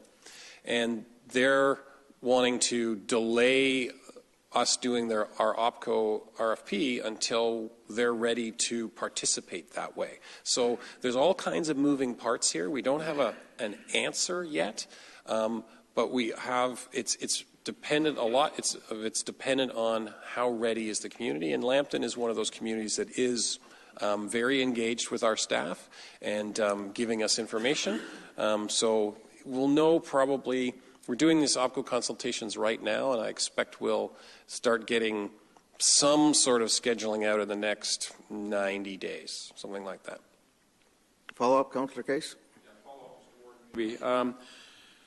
So we have a lot of good local providers out there, and we've talked about that before too, Jeff. I mean, in our area, we've got some outstanding organizations that have put the fiber in the ground and are serving a lot of our communities now.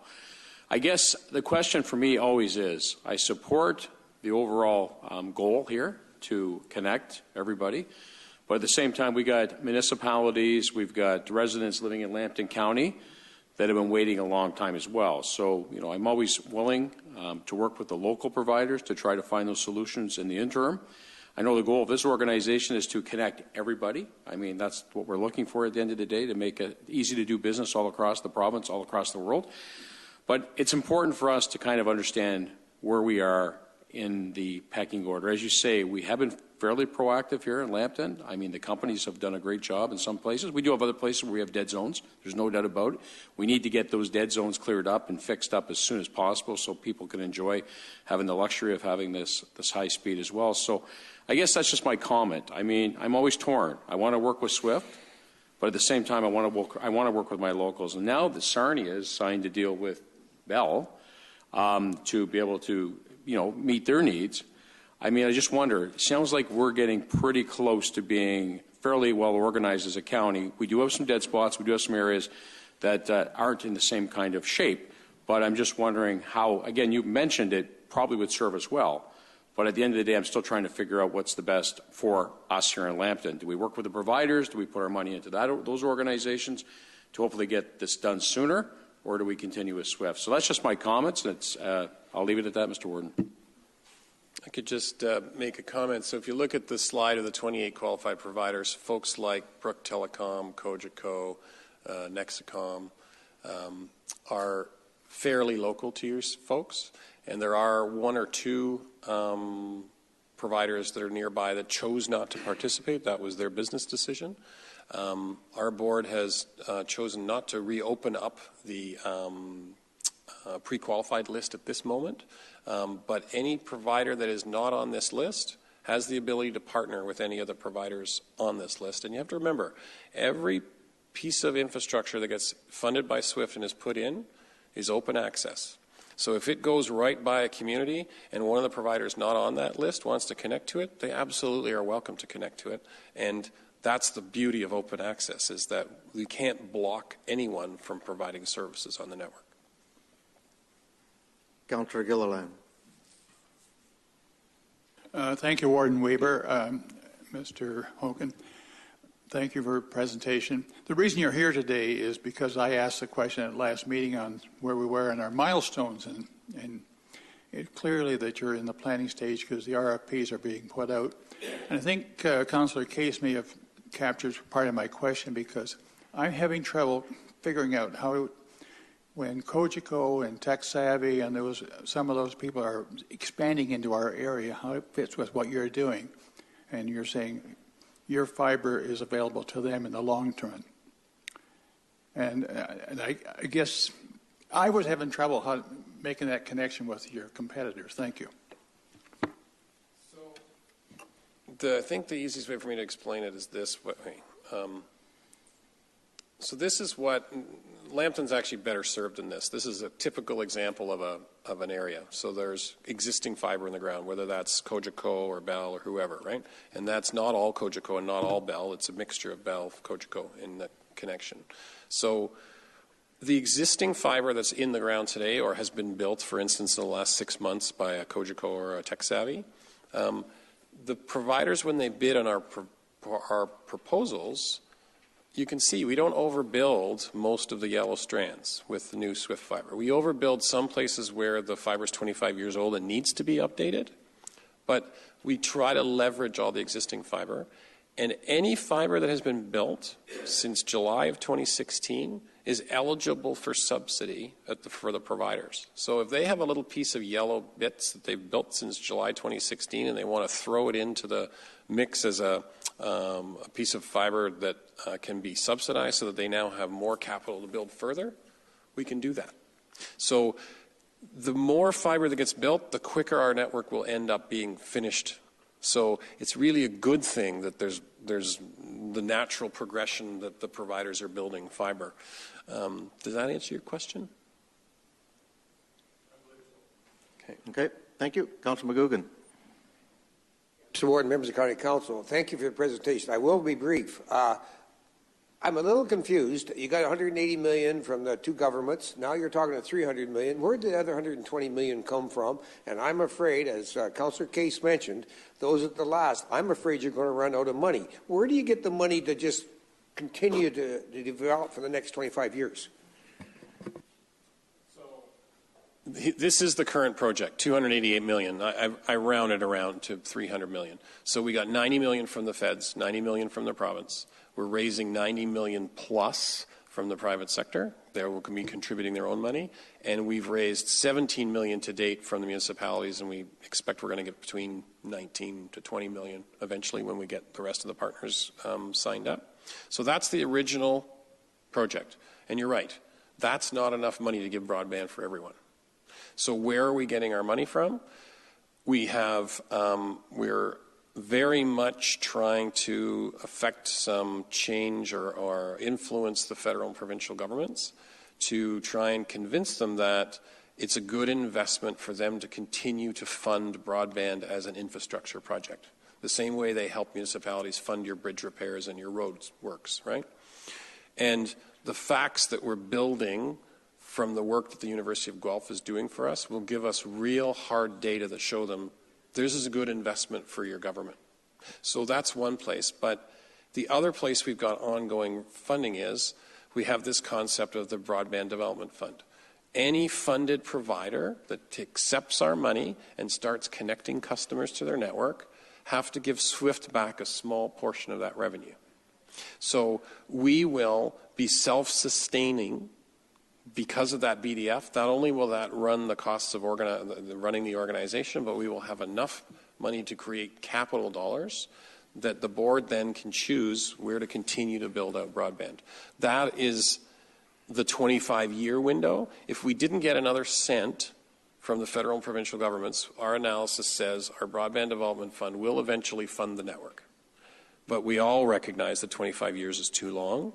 So that's where our position paper we just released for the provincial election really talks about that the governments need to have a broadband strategy and ongoing funding for broadband. The same way that the gas tax dollars are now an ongoing funding for roadworks, we believe there needs to be an ongoing funding source for broadband so that we can make plans as organizations like ourselves.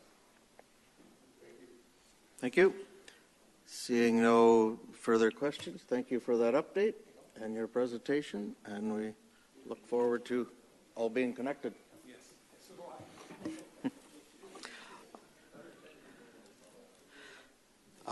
Moving along to minutes of council from February 7th and March 28th budget meetings. Moved by Councillor Gillis, second by Councillor McCharles. Questions on those minutes? Seeing none, all in favor? That is carried. Thank you. Correspondence. There's a recommendation to be received and filed. There's 4 pieces of correspondence. Councillor Bradley. Move that we endorse items A and B. Item A, which is the rail. And the second one is the electronic signs on the 402. Communication signs and, yeah. And that's seconded by Councillor Case. We'll receive C and D and endorse A and B. Moved and seconded. All in favor of that? That's carried. Thank you. We have correspondence, item B from municipalities. This is provincial action. Councillor Bradley, you speak to this. I would move endorsement. Self-explanatory. Is there a seconder for that? Councillor Broad. Any questions on that? Councillor Arnold. Thank you, Warden Weber. And I'm just looking at the second page, and it talks about the second last paragraph, and that in the case of two-tier municipalities, approval will be required of both upper and lower affected municipalities. And my question that I had was in regards to where do our First Nations folks fit in that reside in Lambton County? Are they included? Is that just a given that they would be part of that process as well? Or is that just something that normally occurs? And if it's all right, I'd like to offer a friendly amendment to include our First Nations communities as well. That's a good suggestion. We'll add that as one of the conditions.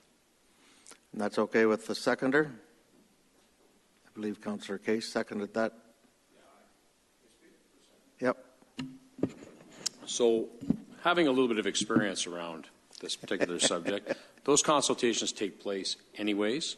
I think it's good to have it as part of the language in the motion, but those consultations do take place, and they're very thorough. So I'll just leave it at that. But yeah, I'm happy to second. That's fine. Okay. Any other questions? All in favor of the motion? That's carried. Thank you. Information reports. Item A is a report on the provincial decision on the county official plan. Councillor Bradley. Where I direct this to the planners. After reading the review there, it's sort of like, hey, Billy, you did a good job, but you didn't get all your homework right. What right do we have to dispute some of the things that have been put forward?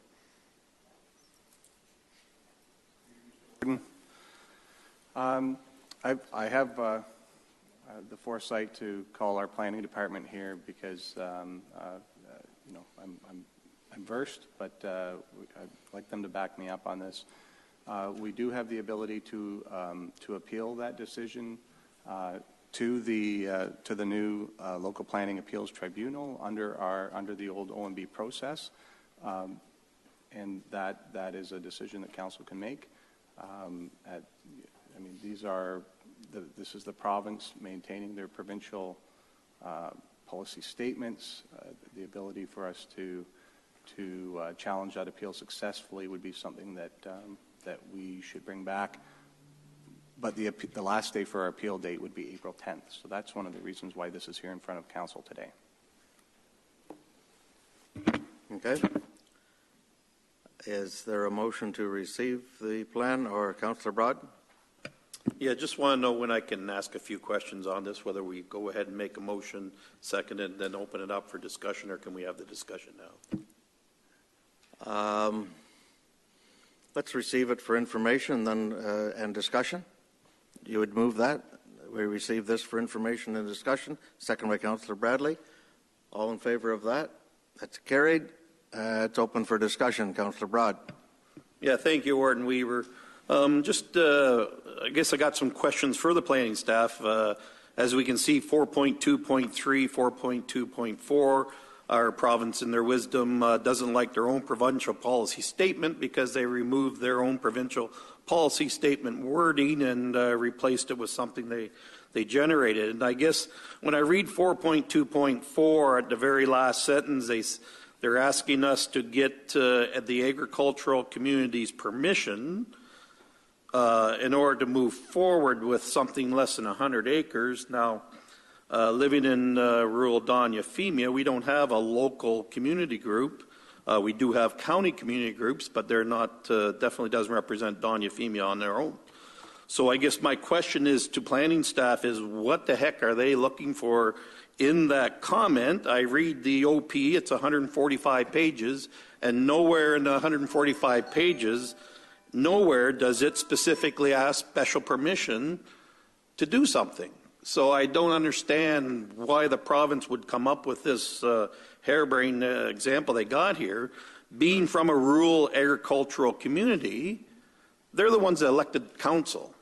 That's who put us into place. We've already got their permission to do this. Unlike the province, we didn't wake up someday and say, yeah, let's go for a 50 acre. We didn't do that. We talked to our ratepayers. So I guess my question is, on the 4.2.4, what was the discussion that they had with the ministry on that? It looks like to me the ministry is trying to put something in there that we can't achieve. Well, that's really, really nice. Like, I guess I just need some clarification on it. Any? Through you, Mr. Warden, I think I'd like to direct this to our planners directly. It spans a little bit beyond my specific expertise.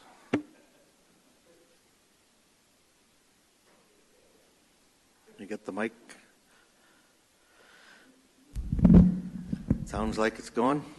Thank you, Mr. Warden. So the province implemented a 40-hectare for new farm lots within the county.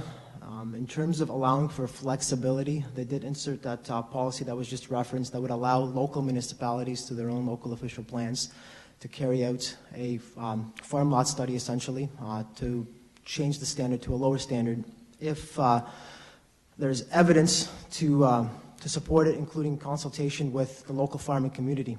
In terms of what that consultation can look like, that would be up to the local municipalities. There's no set standard for that consultation that the province has provided. So basically what they're looking for is local community buy-in for a local farm standard size that's less than 40 hectares. So that could be the council of the day. Am I correct in understanding that? Correct. It would be implemented through the local official plan. The county standard would remain 40 hectares. Okay. Councillor Gillis? Thank you, Warden Weaver, members of County Council. So the first thing that I would have thought of in that regard is that in itself could be challenged again by not by the OMB but the new consultation body that we have. So it seems like we're creating, well, it seems like they're creating another great bureaucracy for us to try to circulate through. So is there anything that we can do as a county council to either seek clarification or not accept this, because it just is so onerous, and it was supposed to make the family farm more of an institution in Lambton County without putting these restrictions on 100 acres. And now it seems like it's making it 10 times worse by going to either council, and if council decides it's all right, but there's a faction that decides that it isn't, then it's going to have to go back, and it may never happen. It'll be caught up in the bureaucracy. So is there anything that we can do, I'm seeking your advice, to try to clarify this and perhaps make the intent of what we were trying to do actually happen?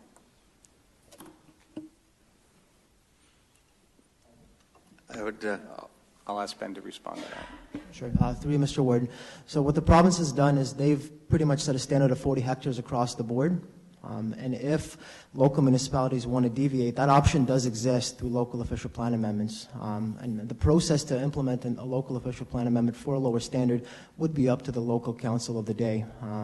It does provide flexibility from our perspective for local municipalities to adopt a lower standard, but there is a second process that they would have to go through. Okay. Councillor McDougall and then Councillor Arnold. Sorry, Warden Weaver, can I move on to another issue? Is that okay? Or were you wanting to continue this discussion? I don't know what Councillor Arnold's after. Are you wanting on this? You go ahead then. I don't want to leave this issue Councillor if we're not McDougall, finished. carry on with what you want. Okay, thank you. Thank you, Warden Weaver.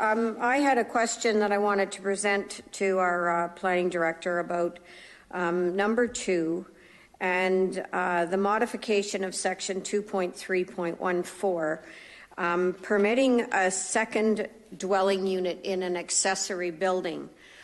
There are all sorts of accessory buildings in existence now in built-up residential areas that, in my humble opinion, are not positioned in such a way to the wording that has been suggested by Municipal Affairs and Housing, whereby neighboring character would be protected and enjoyment of abutting properties would not be unduly or without unduly restricting the creation of such dwelling units. So is this statement change going to enable built accessory structures to accommodate a second dwelling unit? And what about people who are coming and saying they just want to build an accessory building and down the road they're going to put a dwelling unit in it? How is the local municipality and abutting neighbors ever going to be able to assure themselves of the continuation of quality of life if the next door neighbor's shed that's 4 feet from their property line or their house is not going to be affected? How are we ever going to be able to implement that and protect abutting neighbors? Ben? Through Mr. Warren, thank you for the question. So what this policy does is it requires local municipalities to implement their own official plans, policies to permit second dwelling units within accessory buildings as well as the dwelling units themselves. Now, there is criteria that could be established, and the details of that criteria are best formulated locally. So it's not to say that every single scenario would allow for a second dwelling unit within an accessory building, but the policy framework here at the county does have to mandate that local official plan policies do permit them in certain circumstances. Follow-up? Very brief follow-up, if I could, Mr. Warden. So if the accessory building is already built, is it going to be recognized as existing, and therefore the next door neighbors aren't going to have any recourse and the municipality is not going to have any recourse except to somehow accommodate? Because this statement now says it can accommodate a second dwelling on a property by right of this policy. Through Mr. Warden, it would be expected that local zoning bylaws would dictate things like the size of the dwelling unit within the accessory building and what that would look like. So that's not necessarily to say that every single accessory building located in a residential area is going to be capable of accommodating a dwelling unit. That would be up to local councils to decide how that would look. Thank you. Councillor Arnold? Thank you, Warden Weber. Just I'd like to reiterate my support for what Councillor Broad was speaking about. When I look at 4.2.3, they took out the fact that we wanted to be able to establish our minimum farm lot size in our own municipalities. That got scratched and put back up to 100, and then said, well, if you do a study, well, I think Councillor Broad and myself can sit down and do a study of both of our municipalities and come up with the fact that 60% of our farmland is 50 acres and 10% is 25, and the balance is 100. So I think we could probably do our study pretty quick if that's all it's going to take. But I don't think it is. I think I'm going to be forced, and anybody that wants to do something in a consent is going to have to go out and hire a consultant and go back to some of the things that we heard during this whole process. It's going to cost that landowner a small fortune to do it, to discourage them from doing anything. And I guess that's not what the intent was of us changing that wording. It was to make it simpler so that we could look at the situation at a local level and say, hey, most of our farms are only 50 acres in that area. It's 100, it's 2 family members. They want to be able to farm and to be able to live on the farm and go ahead. But they've taken that ability away, no matter what our staff is talking about. The other piece that I just like to make mention of, be careful what you ask for. And when I look at the natural heritage features and talking about the Clay Creek woodland, which is totally destroyed, and that's why I wanted it taken out, and at least be real, they put it all back in and expanded it. Congratulations, Mr. Arnold, for bringing that to our attention. We'll straighten you out. And then they come up with the Ladysmith, provincially significant wetland that showed up after, which is actually the home of the Moore Dump. So, you know, that's really healthy for our ecosystem, I'm sure. So be careful what you ask for. Whenever you put stuff in, you try and bring a little bit of reasonableness to the process and reality, and then you end up being far worse off. Now you won't be able to do any development at all in the largest industrial corridor in Lambton County, but that's okay according to the province. So I am not happy when I read this thing over, and the farm thing was one piece. This is another one, you know, and there's a number of other things in there. So unless we appeal it, and we got 4 or 5 days to do it, we're slunk anyways. Councillor Napper. Yeah, thank you very much. Mine reverts back to Ben's there on the reducing the size of farmland. I know when we went through this discussion at our council meetings, there was guys come in there and said, you know, give me 25 acres. He says, and I can show you a business plan where I can make money on 200 hogs.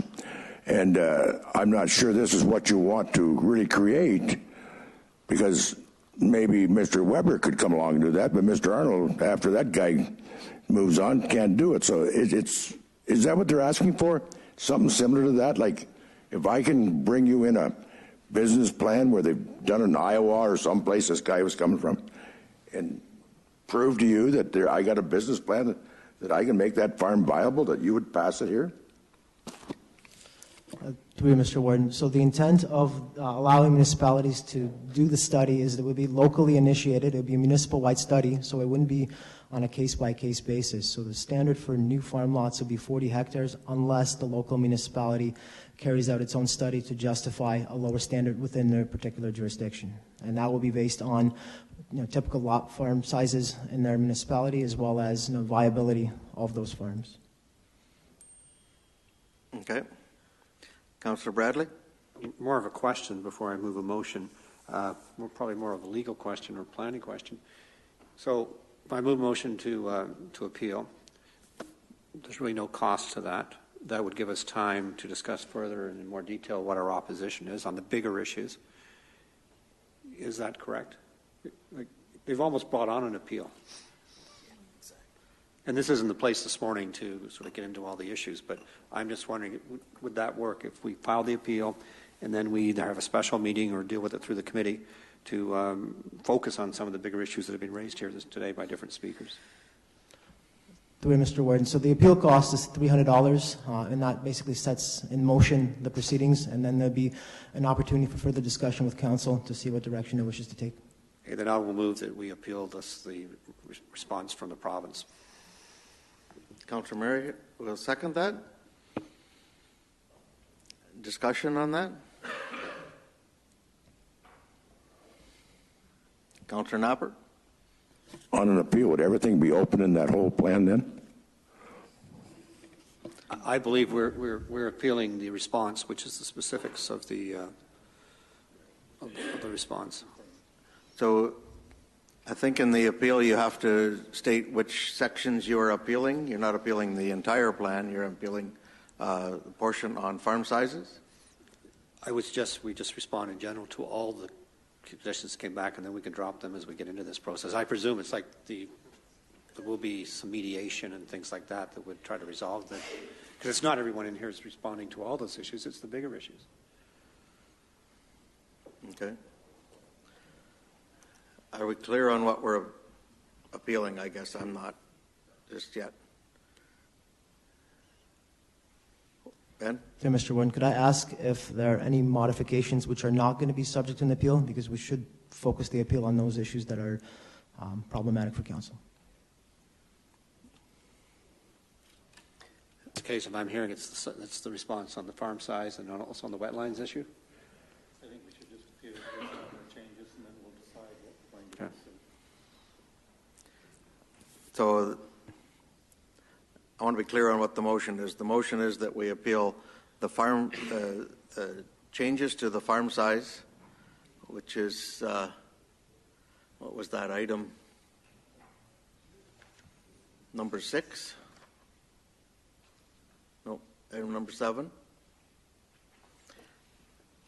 And the other one was on the wetlands, natural heritage section, item 11 in the report.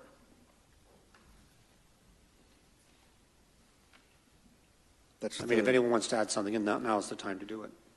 If there's something else there. Councillor Knopper. Well, we got this report Monday or Friday. It took us months and months to put this together. I stayed up to 3:30 this morning reading the damn thing. And now you're standing here telling me, well, what do you want to appeal? Well, I think you appeal it and then the whole thing, and then that buys you some time, I think, doesn't it? I'm looking for clarity and a motion. Keep it simple, then we appeal the whole thing, and then when we meet, we can withdraw sections of the appeal that we aren't concerned about. Keep it simple. We're going to appeal the provincial decision, and that's seconded by Councillor Marriott. Any further discussion? Councillor McGugan. May not be the right time. Now, I understand we can't go to the OMB. Who are we appealing to, and who's that group, and are they formed? Mr. Warren, it'd be the Local Planning Appeal Tribunal, but they'd be operating under the old Ontario Municipal Board Act, given the OP was adopted in September and prior to royal assent of Bill 139. So we're appealing to the OMB. To the Local Planning Appeal Tribunal, operating under the old OMB rules. Operated under the, okay. I'm going to call the vote.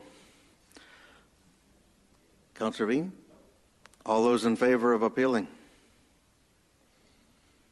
Opposed? That's carried. Item B, Corporate Services Division.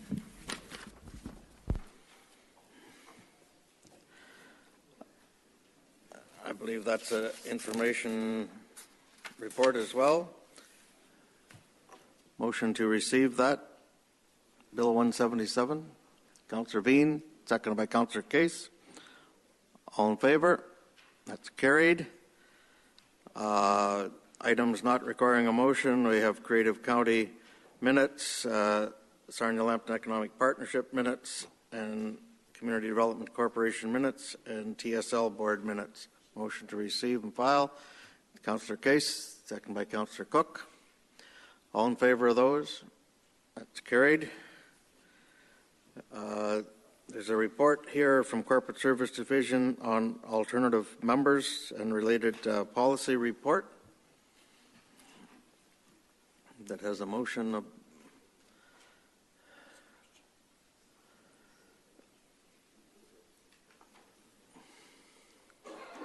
there's a recommendation there that they adopt a attached policy.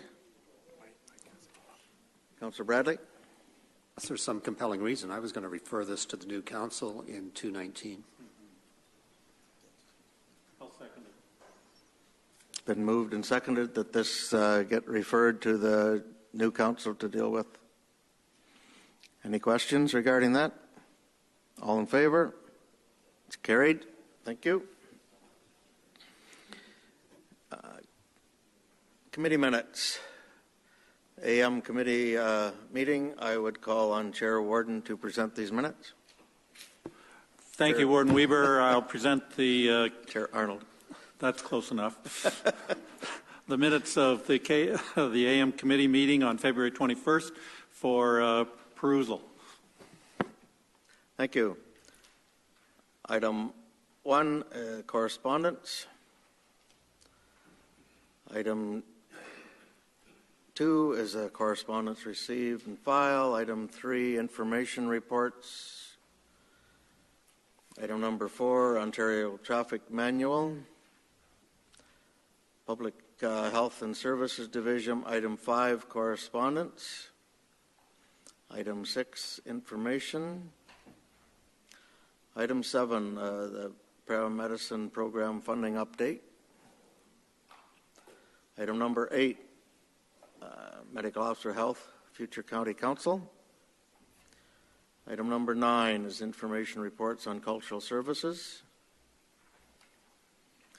Item 10 is regarding libraries donations. Item 11 is regarding museum collections. Social Service Division, item 12 is a pilot for youth with disabilities. Item 13, 14, 15, and 16 are in camera. Item 17 is going back into open meeting. Item 18 is adjournment. Councillor Arnold. Also move these minutes as presented. Seconder for that. Councillor Cook. Any other questions? All in favor? That's carried. Thank you. Joint meeting, standing committee minutes. It's our budget. There's one item in there. I'd ask for a mover for those minutes. Councillor Arnold, seconded by Councillor Marriott. All in favor of that? That's carried. Thank you. Committee, PM committee, Chair Han is not available. I believe Councillor Gilliland would present these minutes. Thank you, Warden Weber. The Long-Term Care Corporate Services, Finance, Facilities, and Court Services / Social Services, also known as the PM Committee, met on February the 21st afternoon and I present these minutes for your consideration. Thank you. Long-term care division, item 1, correspondence. Item number 2 and 3 are information reports. Item number 4, Adult Enrichment Center annual report. Finance facilities, item 5, dealing with correspondence. Item 6, court service activities. Item 7, dealing with corporate surplus.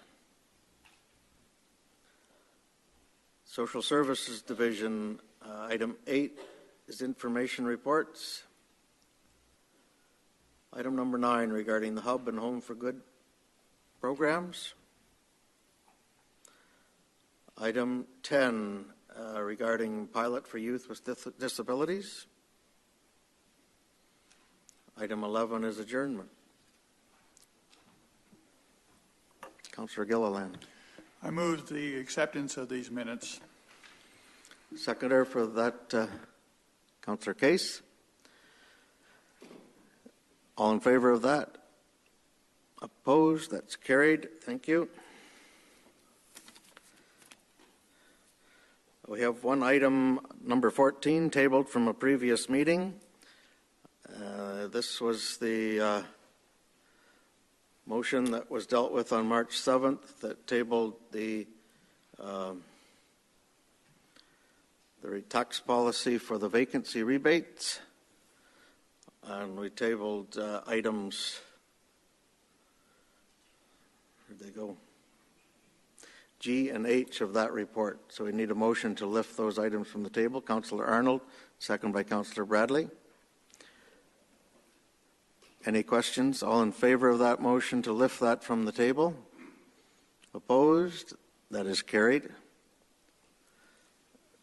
How does Council want to deal with these motions? Councillor Bradley. Mr. Warden and Council, I listened to the speakers today, and I'd be willing to move that we continue the vacancy for 2 more years. I didn't hear that. Sorry. I'm sorry. Can we continue that the County Council continue the rebate vacancy program for 2 more years? Continue the rebate program for 2 more years. Is there a seconder for that? Councillor Broad. Discussion. Councillor Gillis.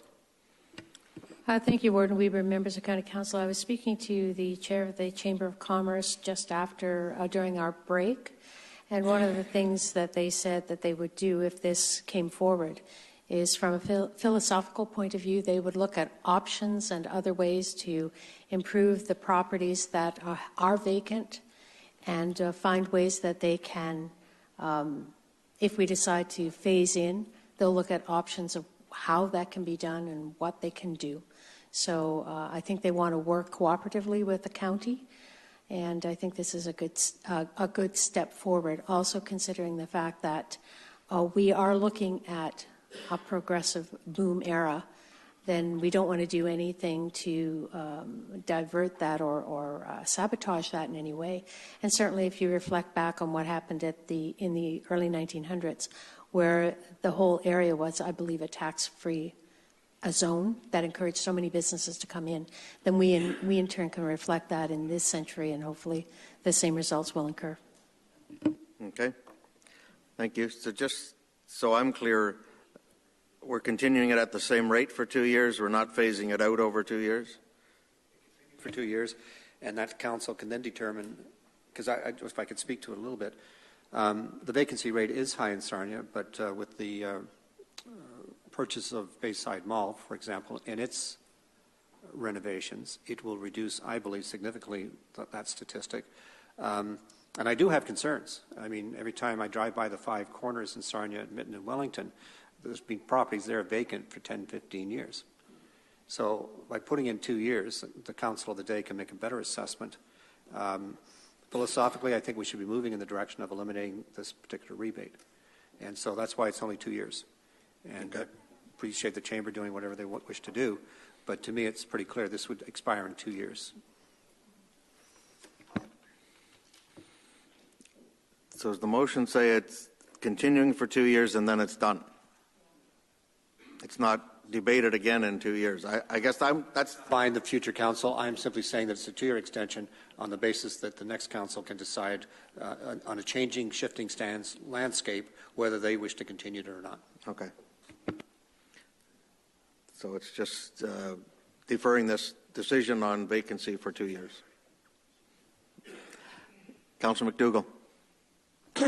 Yeah, I'm willing to support that for 2 years. I'm also interested in seeing some sort of an Invest in Lambton initiative be driven through the Sarnia-Lambton Economic Partnership and its new strategic plan that is looking to consult with lower tier municipalities, and that part of that consultation could involve looking at some of the vacant commercial properties in the settlement areas of lower tier jurisdictions to see what we could do to encourage business to locate to Lambton County.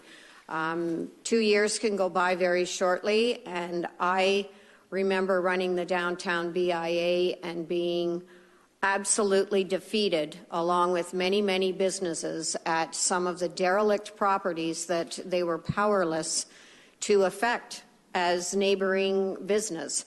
And if we're going to continue to provide relief, which I think for 2 years is probably a worthy purpose, we should be doing something on the other side of that with to encourage investment in Lambton. So I'd be prepared to make an amendment that the Invest in Lambton initiative be driven over to the Economic Partnership as part of implementing its new strategic plan. I'd be willing to make that amendment. Is there a seconder for that amendment? Councillor Gillis. Separate motion. This is a very clear direction for 2 years only, and anything else that anyone else wishes to bring forward should be a separate motion. Okay, I'll ask that be a separate motion. We'll deal with the motion that it be continued for 2 years. Can call a vote. All in favor of that? Opposed? That is carried. Councillor McDougall. So I would introduce that then as a separate motion, and the only thing I would add on to it that the County of Lambton Council, if it supports this, that we cross-engage the Chamber of Commerce and some of its business people to assist us in moving the initiative forward. That motion's in order.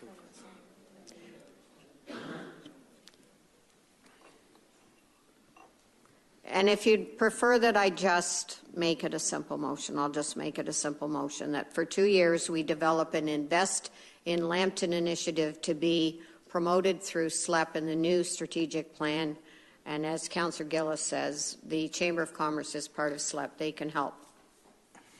So you're asking for a report on an Invest in Lambton model that could be adopted? Yes. Through SLEP.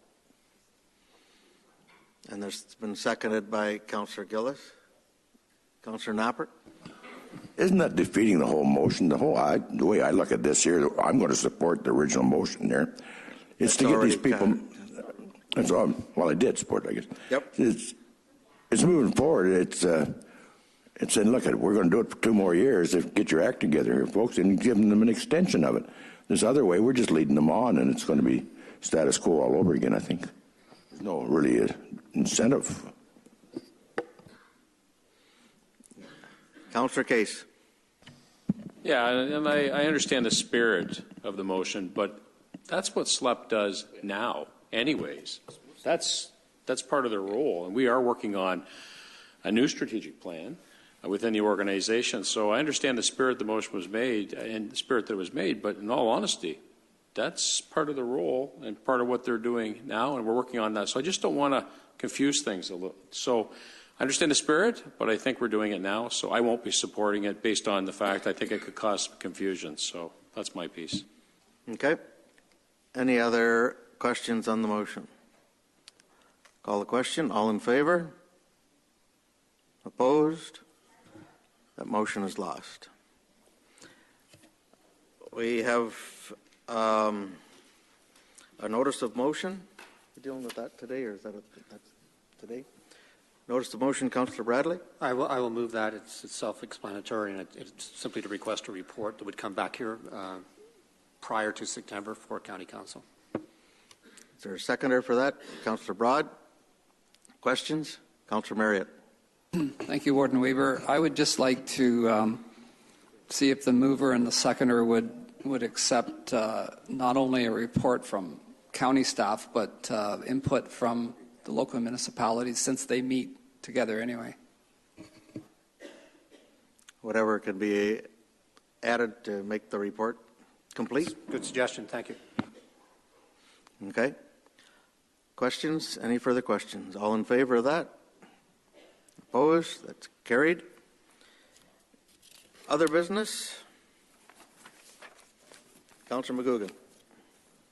Yeah, Mr. Warden, members of County Council. On a positive note, I do want to bring to the attention of the public and the County Councilors that the Brooks Central School 2 weeks ago, tomorrow, was honored by the Apple Distinctive School, the only one in the province of Ontario and only one of 17 across Canada.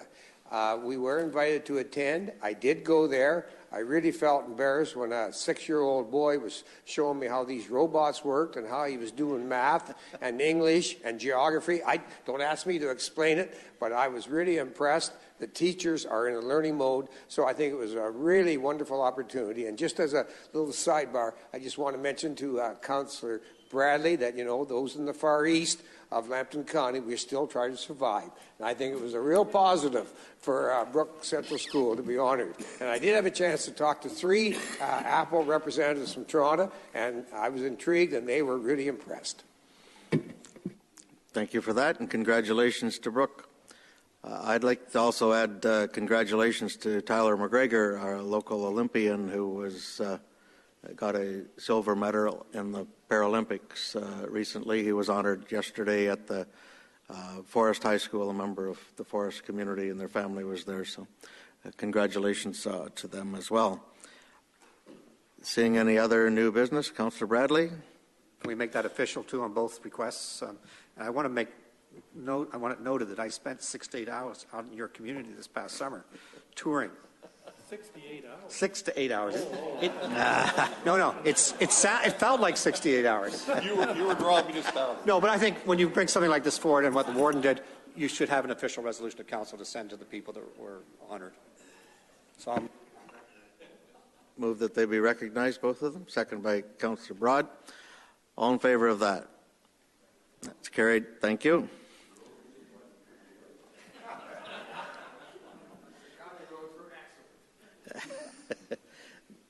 And I would ask for consideration of bylaws.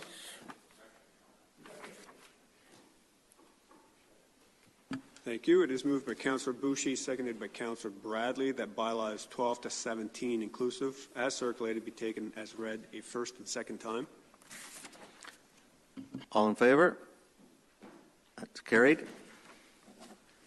It is moved by Councillor Bradley, seconded by Councillor Boucher, that bylaw 12 to 17 inclusive of 2018 as circulated be taken as read a third time and finally passed. All in favor? Carried. Thank you.